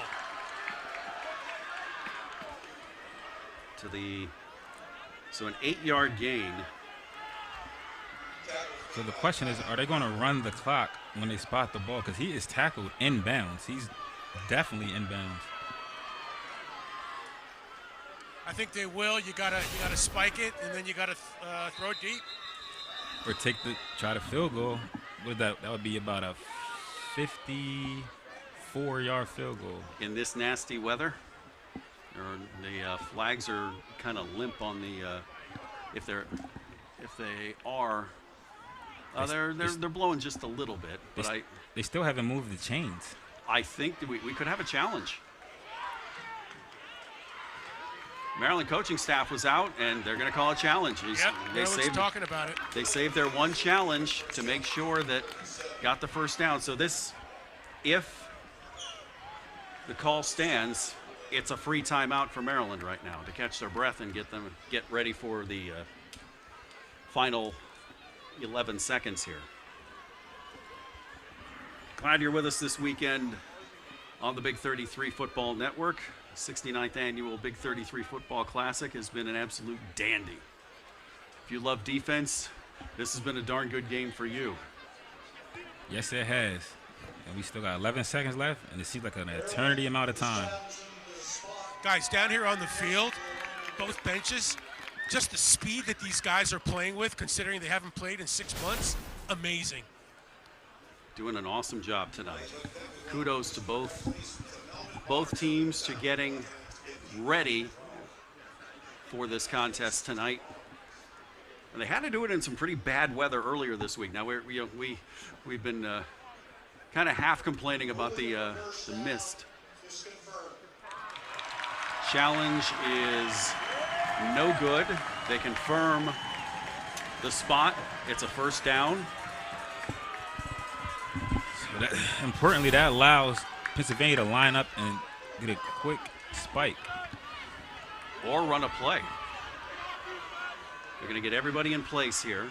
Referees have to come back because the VAR was at the opposite end. Yeah, you're right. If they could run like a 5-and-out with the slot and get out of bounds, they have a chance to make it a closer field goal. You want to try to get the field goal under 50 yards. And in order to do that, you need about 5 more yards. Guys, the point you were making about the weather, you know, just last week I was at a Maryland practice in 94-degree heat. Yep. And then they come here to PA, and everywhere now in the Mid-Atlantic, the weather is 54 degrees. It's, that's not easy. No, this snap is about to be under center. I don't think we've seen any under center snaps all day. Let's see what Pennsylvania decides here. And keep in mind, PA's got no timeouts left. So I think they want to go under center to spike it. He needs to get ready. Unless they're drawing up a play. Unless they're consulting with some of the coaches saying, you know, do I have to do this? Do I need to do this? What are we doing here? All right, so they've waited for the ready to so play. They are going to run a play instead of spiking it. That does save you a second. Wilkerson in the backfield with Eckert. Lustig in motion. Eckert looking, under the gun. Got it Flushed out. Wants to throw. Intercepted. It looked like he had about some room to run and get out of bounds there. Well, we're going to overtime, ladies and gentlemen. 2 seconds left. Murphy on the interception. If you look on this replay, he's getting flushed. That Maryland defense is fast. The good thing for Pennsylvania, though, is that play took 9 seconds. Right. By him running around. And Kyrie Murphy with the interception and the double coverage there. Chris Martin back there also for Maryland. And 2 seconds to go here. Guys, we talked about Kyrie Murphy earlier. Started at Calvert Hall in Towson, Maryland. Broke his arm. Missed the entire season after that. And then went to St. Francis Academy and really figured out that he needed to hone his game both mentally and physically. Underwent a program that really talked about speed, efficiency, and mental toughness, and now playing for Milford Mill under Reggie White. What an appropriate, I guess, really ending for his high school career to pick off that pass in this All-Star game. And they do go under center, take the knee, and time will run out on regulation. How about some bonus football, boys? Overtime. College rules coming up next at the Big 33 Football Classic. They call it the Super Bowl of high school football. And every Super Bowl has featured a Big 33 alum. But what makes Big 33 isn't where the players end up. It's what happens here, Memorial Day weekend, Central Pennsylvania. Players, cheerleaders, buddies, host families, a community that shows up for its young people. And that's why we show up too. The Burner Group and Renewal by Anderson, proud sponsor of the Big 33 Football Classic. What is life-changing medicine? Is it returning to the playing field or your favorite hiking path after an injury? Or running with your grandkids after a joint replacement? At UPMC, life-changing medicine is all those things. Through innovative research, rehabilitation, and advanced surgical procedures, our experts get you back to what you love doing. UPMC, life-changing medicine. Enjoying the weekend doesn't have to be expensive. It doesn't require a ticket to get in, large crowds, or wasting your time in traffic. Enjoying the weekend, and I mean truly making the most of it, it's just a decision that you make. It's the people you spend it with. again and again at the end of every week. It's right there waiting for you. You'll still have common days. Get caught in traffic during your commute. Overthink a text message. Get a song stuck in your head. This is not one of those days.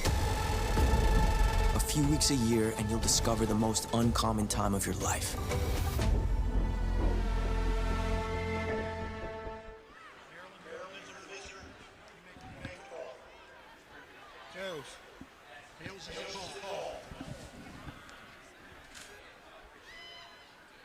And it is tails.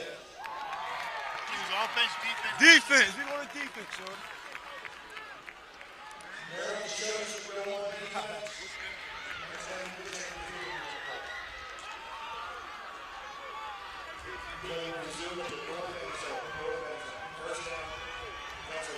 Guys, no shock that Maryland wants to go defense, and they are all hepped up. So Pennsylvania will go on offense first, and the college rules are 1 possession from the 25-yard line for each team. The beauty about overtime is no matter what the mistakes you made during the game, none of that matters. It's all about these next potentially 8 to 10 plays or 0 to 10 plays, depending on how fast the offense scores or doesn't score. I should say 1 to 10 plays. They'll get the ball to 25. Both teams will get 1 timeout per possession. Per overtime period, I should say, excuse me. So it resets at 1 timeout each. Now, you never want to take a sack, but here as a quarterback, you cannot afford a sack. That takes you automatically out of field goal range. How huge is first down here? Humongous. Kenneth comes back in for Pennsylvania. Whatever you do, you just don't want a loss of yards. An incomplete pass or a tackle for no gain is perfectly fine. So Demir Code among the receivers here on the near side. Matt Pownell, we haven't called his name much from State College. He is in. Some last-minute changes for Maryland as Timothy Kane comes in. Let's see if they take a shot down here at the bottom, one-on-one. Got a height advantage out here.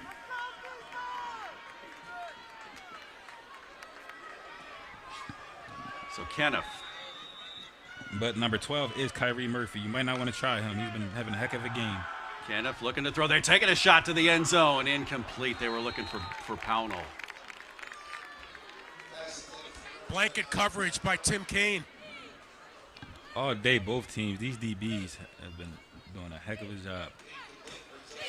And this isn't a 3 yards in a cloud of dust kind of lineup here. You've got to make some headway through the air. And all of these plays are very important here. There is no play clock, but there is still there's no game clock, but there is a 25-second clock. Tied at 7 here in overtime. 2nd down. Got to get to the 15 for a first down.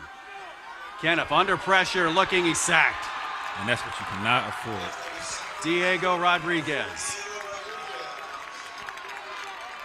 All the way back to the 34. Takes you immediately out of field goal range. The best two-way player in Maryland, guys. Tight end and defensive end. A lot of speed. They say big-time players make big-time plays at big-time moments. We just saw one, and now Pennsylvania needs a response here. 2 downs to get 19 yards. If I'm Pennsylvania, I'm just trying to get in field goal range. I'm trying to obviously get the first down, but if I can get in field goal range, that's a plus. 10 on the play clock. Kenneth has to hurry up and get everything in. Nothing wrong with calling the timeout here, Coach. At 4, 3, 2, 1. They get it in. Rodriguez was almost there. And incomplete. Did you see the speed? How fast? Is that Kareem Murphy again? Kyrie Murphy. Johnny on the spot. He is a player. How about the closing speed? He came off his man to make a play on that ball. And how about Rodriguez? It looked like LeVar Arrington on a rush there. Wow. This Maryland defense has stepped up. Wow, they're going to kick it. How about this? 51 yards. You might have a better chance of making this than getting the first down. This could be a career maker. And that looks long enough. Good! Wow. You said it. 51 yards for Brady Bisco. I first thought that they needed to make sure their field goal attempt was under 50 yards, but man. Guys, he's the first player ever, right, from his high school to come to the Big 33. From Hempfield High School in the Lancaster Lebanon League. Wow. Attaboy Brady, 51 yards, and now Maryland must match or score a touchdown. That is something he will never forget for the rest of his life, especially if they come out and pull this victory. Could his last high school play be a 51-yard field goal? Check the record books. That might be a Big 33 record. Wow. Good job, Brady Bisco. Good job, young man. So Maryland on offense now. Again, no negative plays on first down. Got to get to the 15. Pasek has gone all the way. They're throwing it. He's looking to end it there, and no, incomplete. Now a flag. I think that's a good call. He was all over the receiver. So Robinson interfered with, and that's going to be a first. That's a 15-yard penalty in Pennsylvania. We'll see if that's the rule here. If that's the case, then it's first and goal.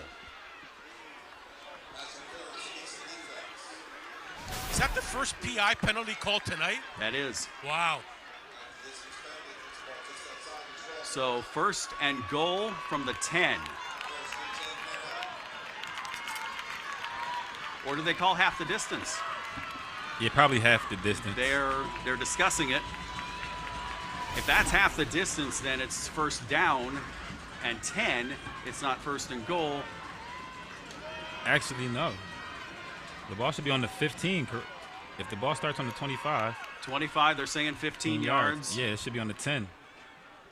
So is that first and goal from the 10? And that is first and goal. And that's a difficult situation to be in. So offensively. Guys, I think it should be half the distance. They're checking their list. They're checking it twice. Discussing what the rules are. We get the see what the well, if you start at the 25 and you add 15, I think it's right that it should be at the 10-yard line because the penalty doesn't extend into the end zone. So now the question is it first and 10 from the goal from the Guys, the conversation was it high school or college rules? They're playing college rules, so it's half the distance. All right. Okay. So now it's first down. And that benefits Maryland tremendously. First down at the 12.5. Pasek hesitates. Man, that hole closed up fast. Amir Butler. No yards. How many times have you called Amir Butler's name tonight? Approaching a handful. Maybe two handsful. What a game. Excellent night for that young man. These young men are going to have a nice sleep tonight. Long game, hasn't played a game in half a year. I'm sure they're feeling it. From the 12.5 again. Second down and 10. Big-time players make big-time plays in big-time games. You called it. Blake Pasek. Are we going back to the corner? Rolling right. Looking. It looks like it's there. Incomplete. Looking for Robinson. Third down. Guys, I think that was pretty much the same play he scored on before. It looked like Pasek kind of held a split second too long. He was trying to wait. I think he waited a second too long. It was there. He has a clean, yeah. They're doing a good job of protecting him and setting the edge offensively to allow him to get outside the pocket. Yeah, threw it just a little bit behind him. 3rd and 10.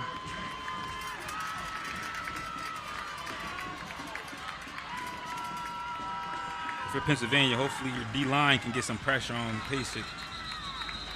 Timeout. Because he seems to be making big plays and big moments. Pennsylvania takes their 1 timeout.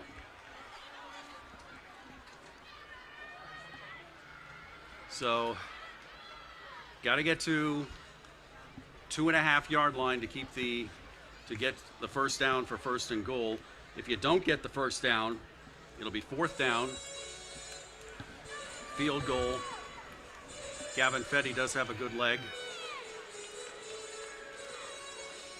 So we could be seeing double overtime. Guys, we're going to head over to the Maryland huddle and try to see what they're calling here. See what Pennsylvania decides here too, is their defense, both defenses have just stepped up, put on their Sunday best. I was thinking maybe PA could send a blitz, but in the Big 33 there is no blitzing. There's no stunting. You got to beat your man one-on-one.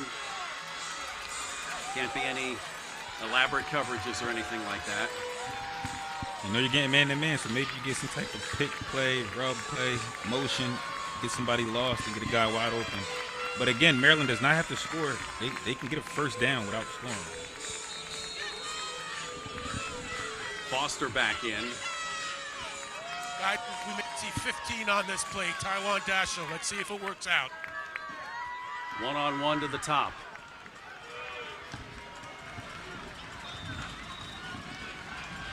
Pacek.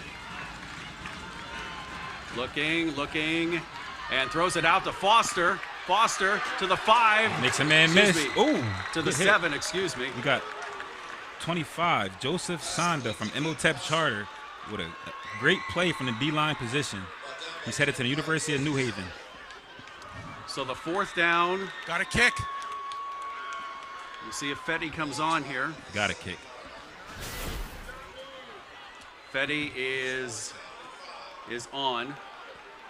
And a fan right below us say, do not move. I agree. If you're a Pennsylvania fan, I agree, because, well, it would be, from the 7 to the 2 would be, it might be a half a distance situation. From the left hash, Fetty. They get a player in late. Pennsylvania has no timeout, so they can't ice him. 24-yard field goal. Fetty. Good. Let's play some more.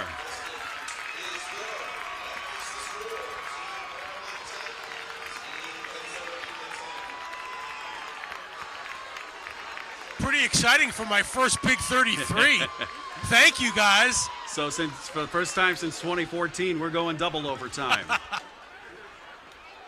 Kudos to whoever put that trivia question on the scoreboard here tonight as well. They knew something.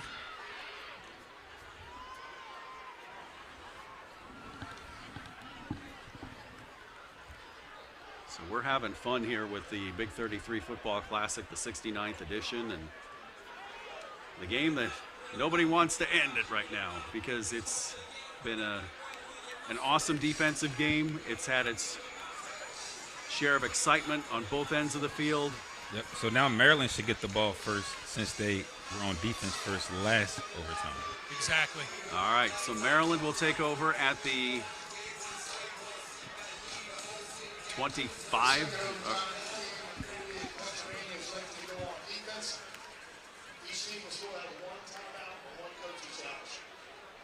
So there are challenges, okay. So 1 timeout, 1 coach's challenge. And we start all over again from the 25.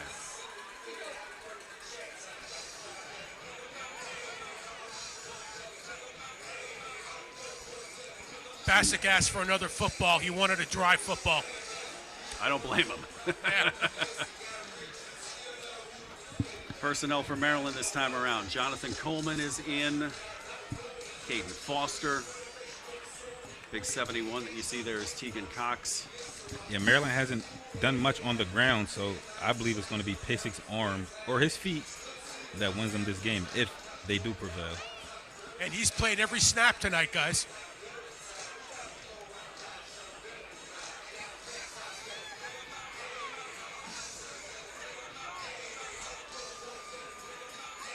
officials chatting to make sure they've got all their rules down. Double checking with the Big 33 officials to make sure that everything is done correctly by the book.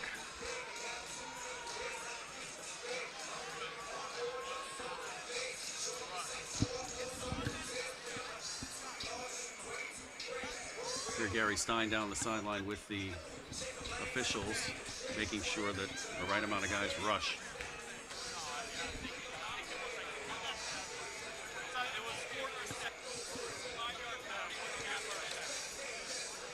Guys, so the conversation on the sideline was, on the last play, were there enough guys on the line of scrimmage for the Pennsylvania defense? And the answer was probably not. And so Donald Davis, the head coach for Maryland, was considering the challenge. But the ruling, had it been overturned and the penalty would have been called, would have been only a 5-yard penalty, which would have made it 4th and 2, not an automatic first down. So he decided to keep the points. Makes sense. Oh, so there was a flag thrown. No, there was no flag thrown, but the Maryland sideline picked up that there weren't enough guys on the line of scrimmage, and they were going to challenge to see if a flag would be thrown. Okay. But since it wasn't going to be a first down, he decided not to. Right.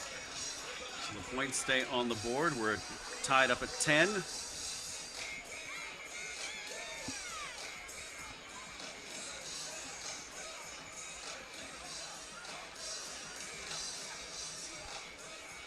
Shout out also to all of the families who have hosted Big 33 players this weekend from out of town, not just from Maryland, but also from Pennsylvania, because it's a volunteer effort.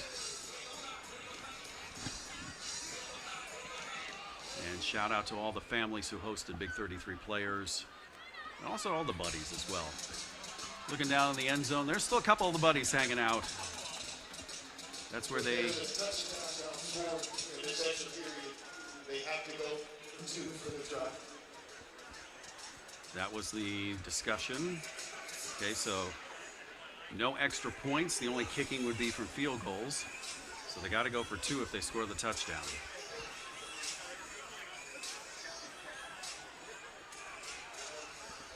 At this point, the guys are like, okay, I get the rules now. Let's play. Here we go. First down for Maryland, second overtime.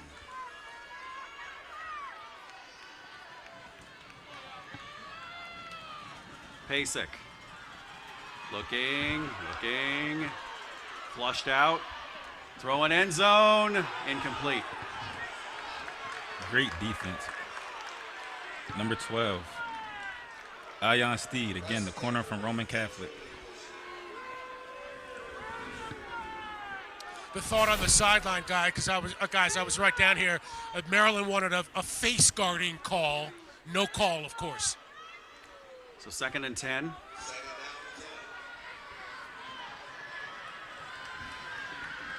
Younger back in for Foster as the running back. Got to have one running back in. That's why there's only a max of 4 receivers.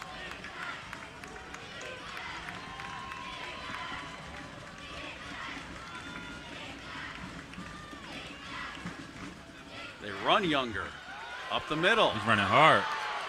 Close to a first down. They say move the chains. So Braylon Younger from Fort Hill gets the first down to the 15. They caught Pennsylvania off guard with that. As you can see, it hit so fast.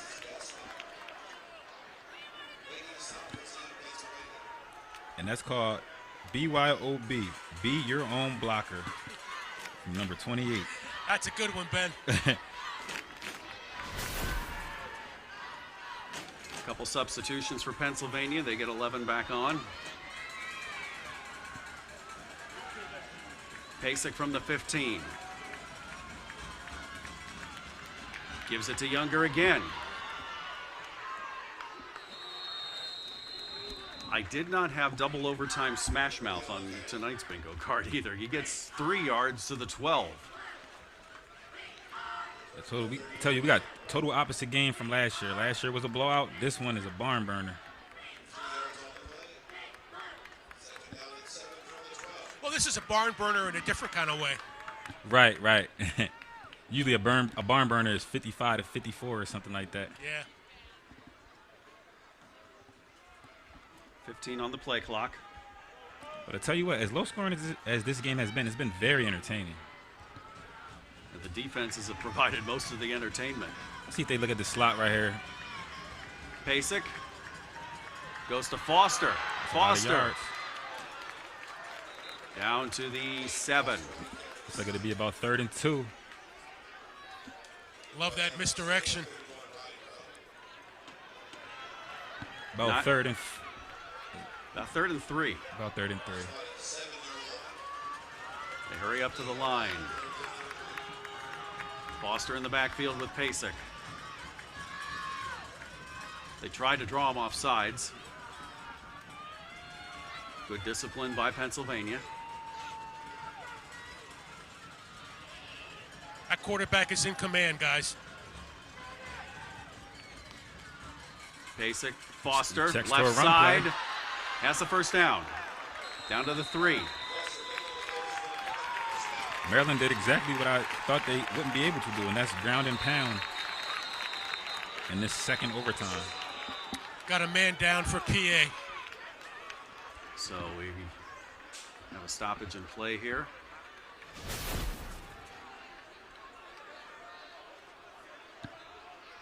Let me take a look.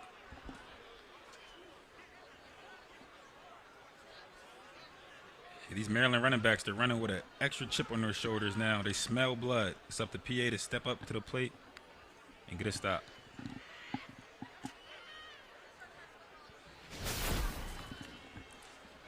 So what do you think, Gary? You think it's going to be 4 straight runs here? Yeah, I think they're going to try to pound it just like they have. I'm trying to get in on the injury here. I don't have the guy's number, I'm sorry, but they are looking at the right leg. Hopefully it's just a cramp or the wind knocked out. But like you said, if it's a leg injury, I doubt it's the wind knocked out.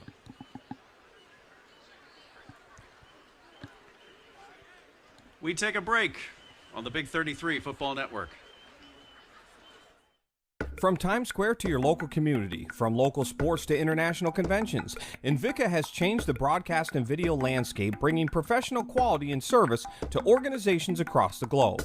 Through professional, college level, and local sports, festivals, competitions, parades, and telethons, conferences, and commercials, Invika is bringing the power of video to more people and markets than ever before. Have a project you need covered? Check out our website for more information. Invika, providing affordable HD video solutions. Charles Belser, the man who will be helped up. Looked like it was a leg injury. These fellows are working hard tonight. Well, guys, you know what's coming. Run the ball. It's interesting to see if they keep it in Pasek's hand, if they can use the running back to be an extra blocker. Did the lights just turn out on us? Who didn't pay the bill? Did they cut off at 10 o'clock? What happened? Yeah, it's 10 o'clock. It's 10 o'clock. It's 10 o'clock. The lights. Turn out the lights. Wow. Automatic lights. They have to reset them, guys. Yep. Everybody has their phone. Phone. I was just about to say, right? I love this. I love this. Wait, guys. So back in the day, it used to be lighters. Now it's phones. Let's direct our Chad Edwards here. Let's show the light in here. We'll get on camera here for just a moment as it has been a great night here of football here. We'll rearrange things here in just a moment. We're going to throw it to a break here as the cell phone brigade begins here. Looks like Double a Michael overtime Jackson concert. on the Big 33 Football Network.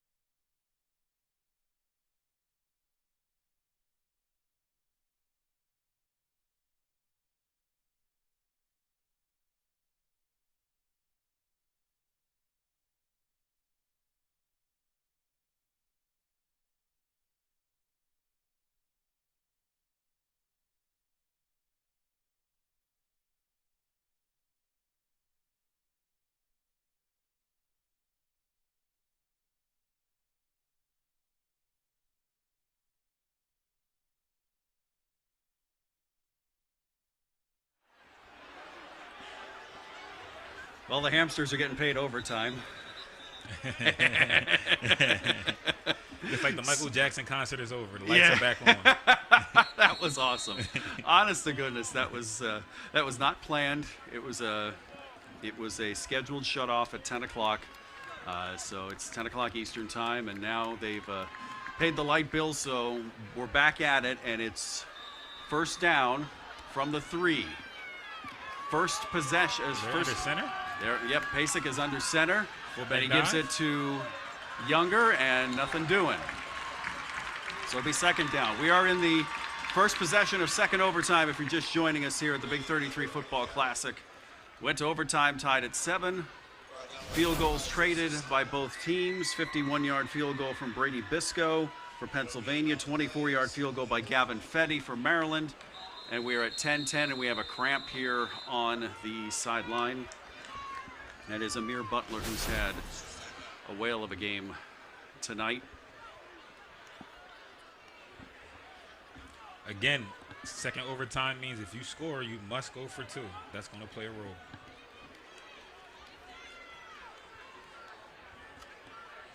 Second down and 3. They marked it 3-yard line, so it'll be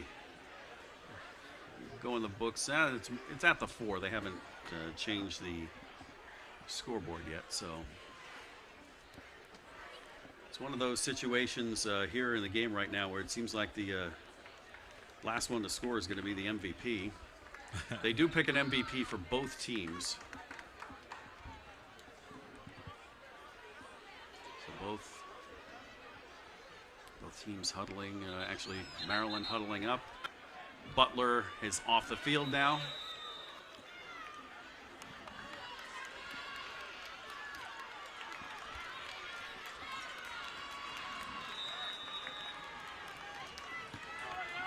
So from the 4, second down. Pasek goes under center again. Younger and Foster in the backfield. They go with Foster. And it's not backwards. So third down coming up. Number 31, Ryan Rowe, again with the tackle from Penridge, headed to Princeton. He'll be in the Ivy League next year making plays just like that. Maurice Barnes also in there on the tackle. We got 4.5 to get a touchdown here. What a goal line stand so far. Or field goal. They could still kick field goals here, but if they score the touchdown, they have to go for 2. If they don't get this here, they'll be in a predicament. I guess you have to kick the field goal, right? Play clock down to 10. They still have a timeout left, because they did get the reset of the timeouts. Down to 4. Pasek. And bobbled snap of Pasek takes it himself and cannot get in. What a stop. Down to the 2-yard line. I would even call it the 1.5. Yeah, it might be the 1.5.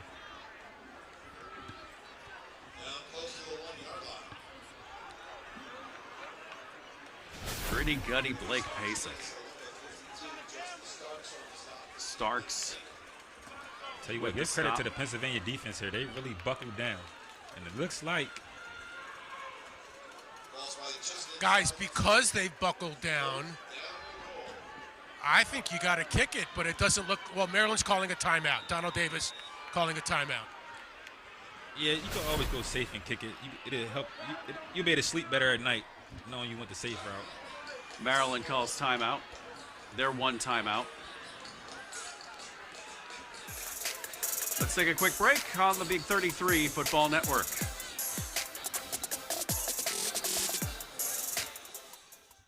From Times Square to your local community, from local sports to international conventions, Invika has changed the broadcast and video landscape, bringing professional quality and service to organizations across the globe. Through professional, college level, and local sports, festivals, competitions, parades, and telethons, conferences, and commercials, Invika is bringing the power of video to more people and markets than ever before. Have a project you need covered? Check out our website for more information. Invika, providing affordable HD video solutions. 4th down. Pennsylvania still has to get the ball for this second overtime period. I believe they started on 1st and goal from the 3. And they've only managed to gain 1 yard in those 3 downs. So percentages say they kick it, but guys are not going with the percentages. Okay, good. Let's play ball. They want to build the lead here. Let's play ball is right. 2 running backs in again. Now they went under center to pass, 2 out of the last 3 downs. Let's see what they do here. Going to do under center again. Younger at fullback, Foster at running back. Got to get a touchdown here. They go on the reverse to the far side, and it's going to work in a touchdown. Wow. Speed kills. Jonathan Coleman. I'm anxious to see this replay. Where was the cornerback on that side? He let the running back get outside of him. I wonder if he got blocked or he got lost. Either way, great speed from Maryland. Now they got to go for 2. Can't kick it here. Number 21, Jonathan Coleman, headed to Shepherd. Also a state champion. Big play. Maryland used their timeout already, so they have to, once the ball is ready for play, and they're going to go with the right hash. Guys, give Coleman credit for the touchdown run, but 15 on the outside, Taiwan Dashiell setting the edge. You know, receivers, they get paid to catch the ball, but blocking is a whole nother story, and that guy actually made the play. Great stuff. That's the ultimate selflessness, blocking for your teammates. Especially on the outside. Quick stoppage in play here. Discussion on with the officials, with the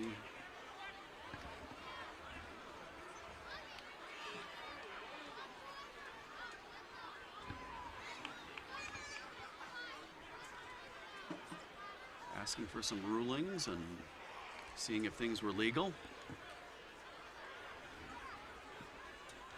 I see a not so happy response from Pennsylvania.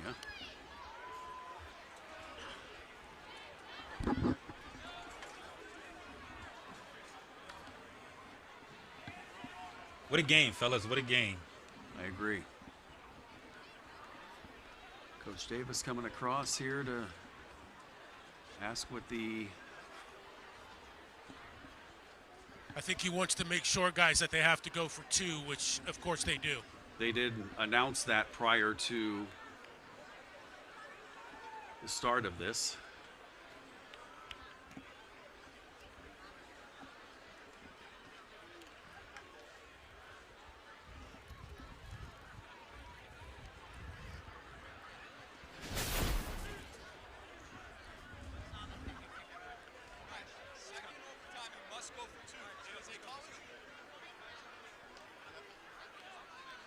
That corner looked like he got manhandled by 2 Maryland offensive players. So guys, the discussion is going for 1 or for 2. The referee comes over and makes it clear, going by college rules state you have to go for 2.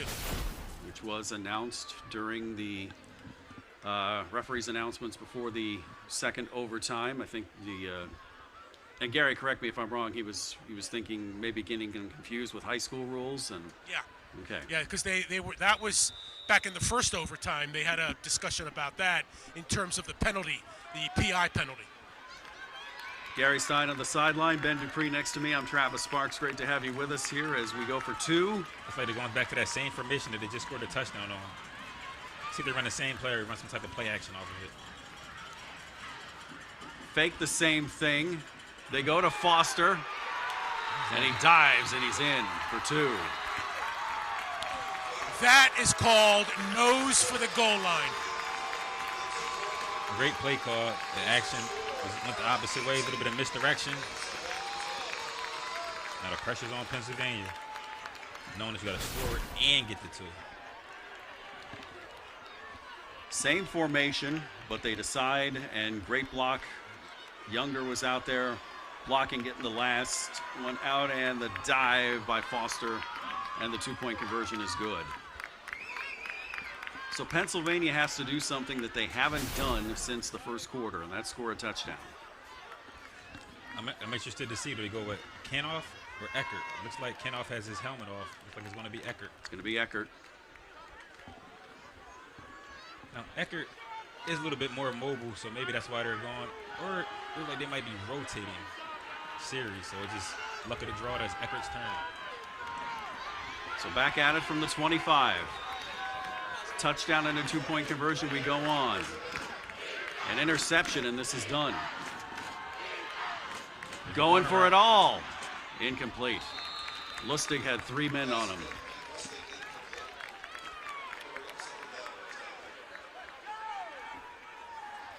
Number 12, Kareem Murphy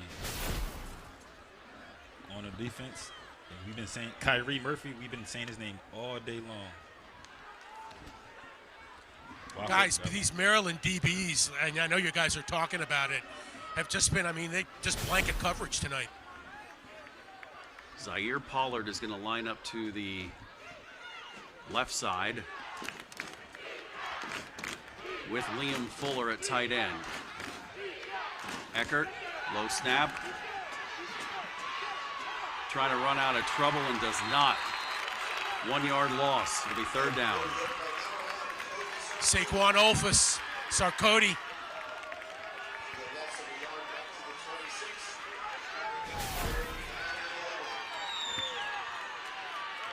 So an important play call here for Pennsylvania. If they're trying to make something play, that's a great open field tackle. Well, yeah, they just call that open field tackle by number 1. Kobe Sarkody, like Gary mentioned. Pollard going to the far side. Demir code number 0 here on the near side. They'll line up tight. Lustig is there. So Demir Code and Lustig, they were teammates in high school. Wilkerson in the backfield. Eckert back to throw. The same. Wilkerson can't hang on to it. The pass was a little low and it's fourth down. I don't like the energy from Pennsylvania right here. Guys are hanging their heads. They need to pick their chins up and muster up something to put together one last play to get the first down. This game is far from over. Got to get to the 15 for a first down.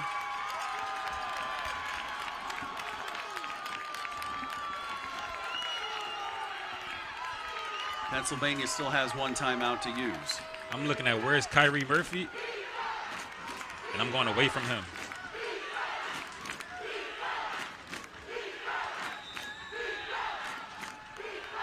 Timeout, Pennsylvania.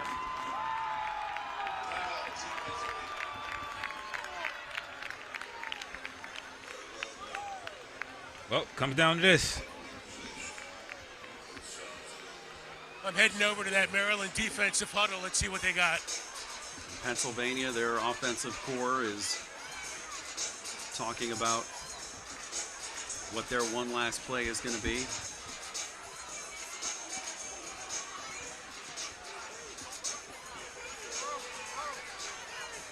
Now remember, the defensive backfield, they've got to stay within 7 yards. 7 yards of their man. So they can't play prevent. They can't hang out in the end zone until the ball snapped. Guys, the call on defense was show press early and then get out of it. Show press early and then get out of it. Now they're doing that. Now Pennsylvania obviously doesn't know they did do that, but if they can try to snap the ball as they're getting out of it, maybe you catch them out of position, maybe. But let's see. Could be the final play of the game from the left hash. Well, that's exactly what they're doing. They're showing press. Let's see how quickly they get out of it. Eckert. Yep, they're out of it. With Lustig behind him. Takes the snap. Under pressure. Throw it on. Going there to the end zone. Out of bounds. Incomplete. Game over. Maryland wins. Right you are. Congratulations to Maryland. They are the winners of the 2026 Big 33 Football Classic. Some final quick comments. First, Ben Dupree. Shout out to the quarterback, Pasek. Blake Pasek, he put on an exceptional performance, and I will remember his name for the rest of my life, and I will follow him at the University of Charleston in West Virginia. Great job, young man. Gary Stein, some final comments from you, please, sir. Shout out to both teams. Really enjoyed it. Donald Davis, Don Hall, excellent job. Really a great game. Ben Dupree, Gary Stein, thank you so much for Chad Edwards and the entire Invicta team. Maryland wins in double overtime, 18-10 over Pennsylvania. Thank you so much for watching the Big 33 Football Classic. Good night and thank you.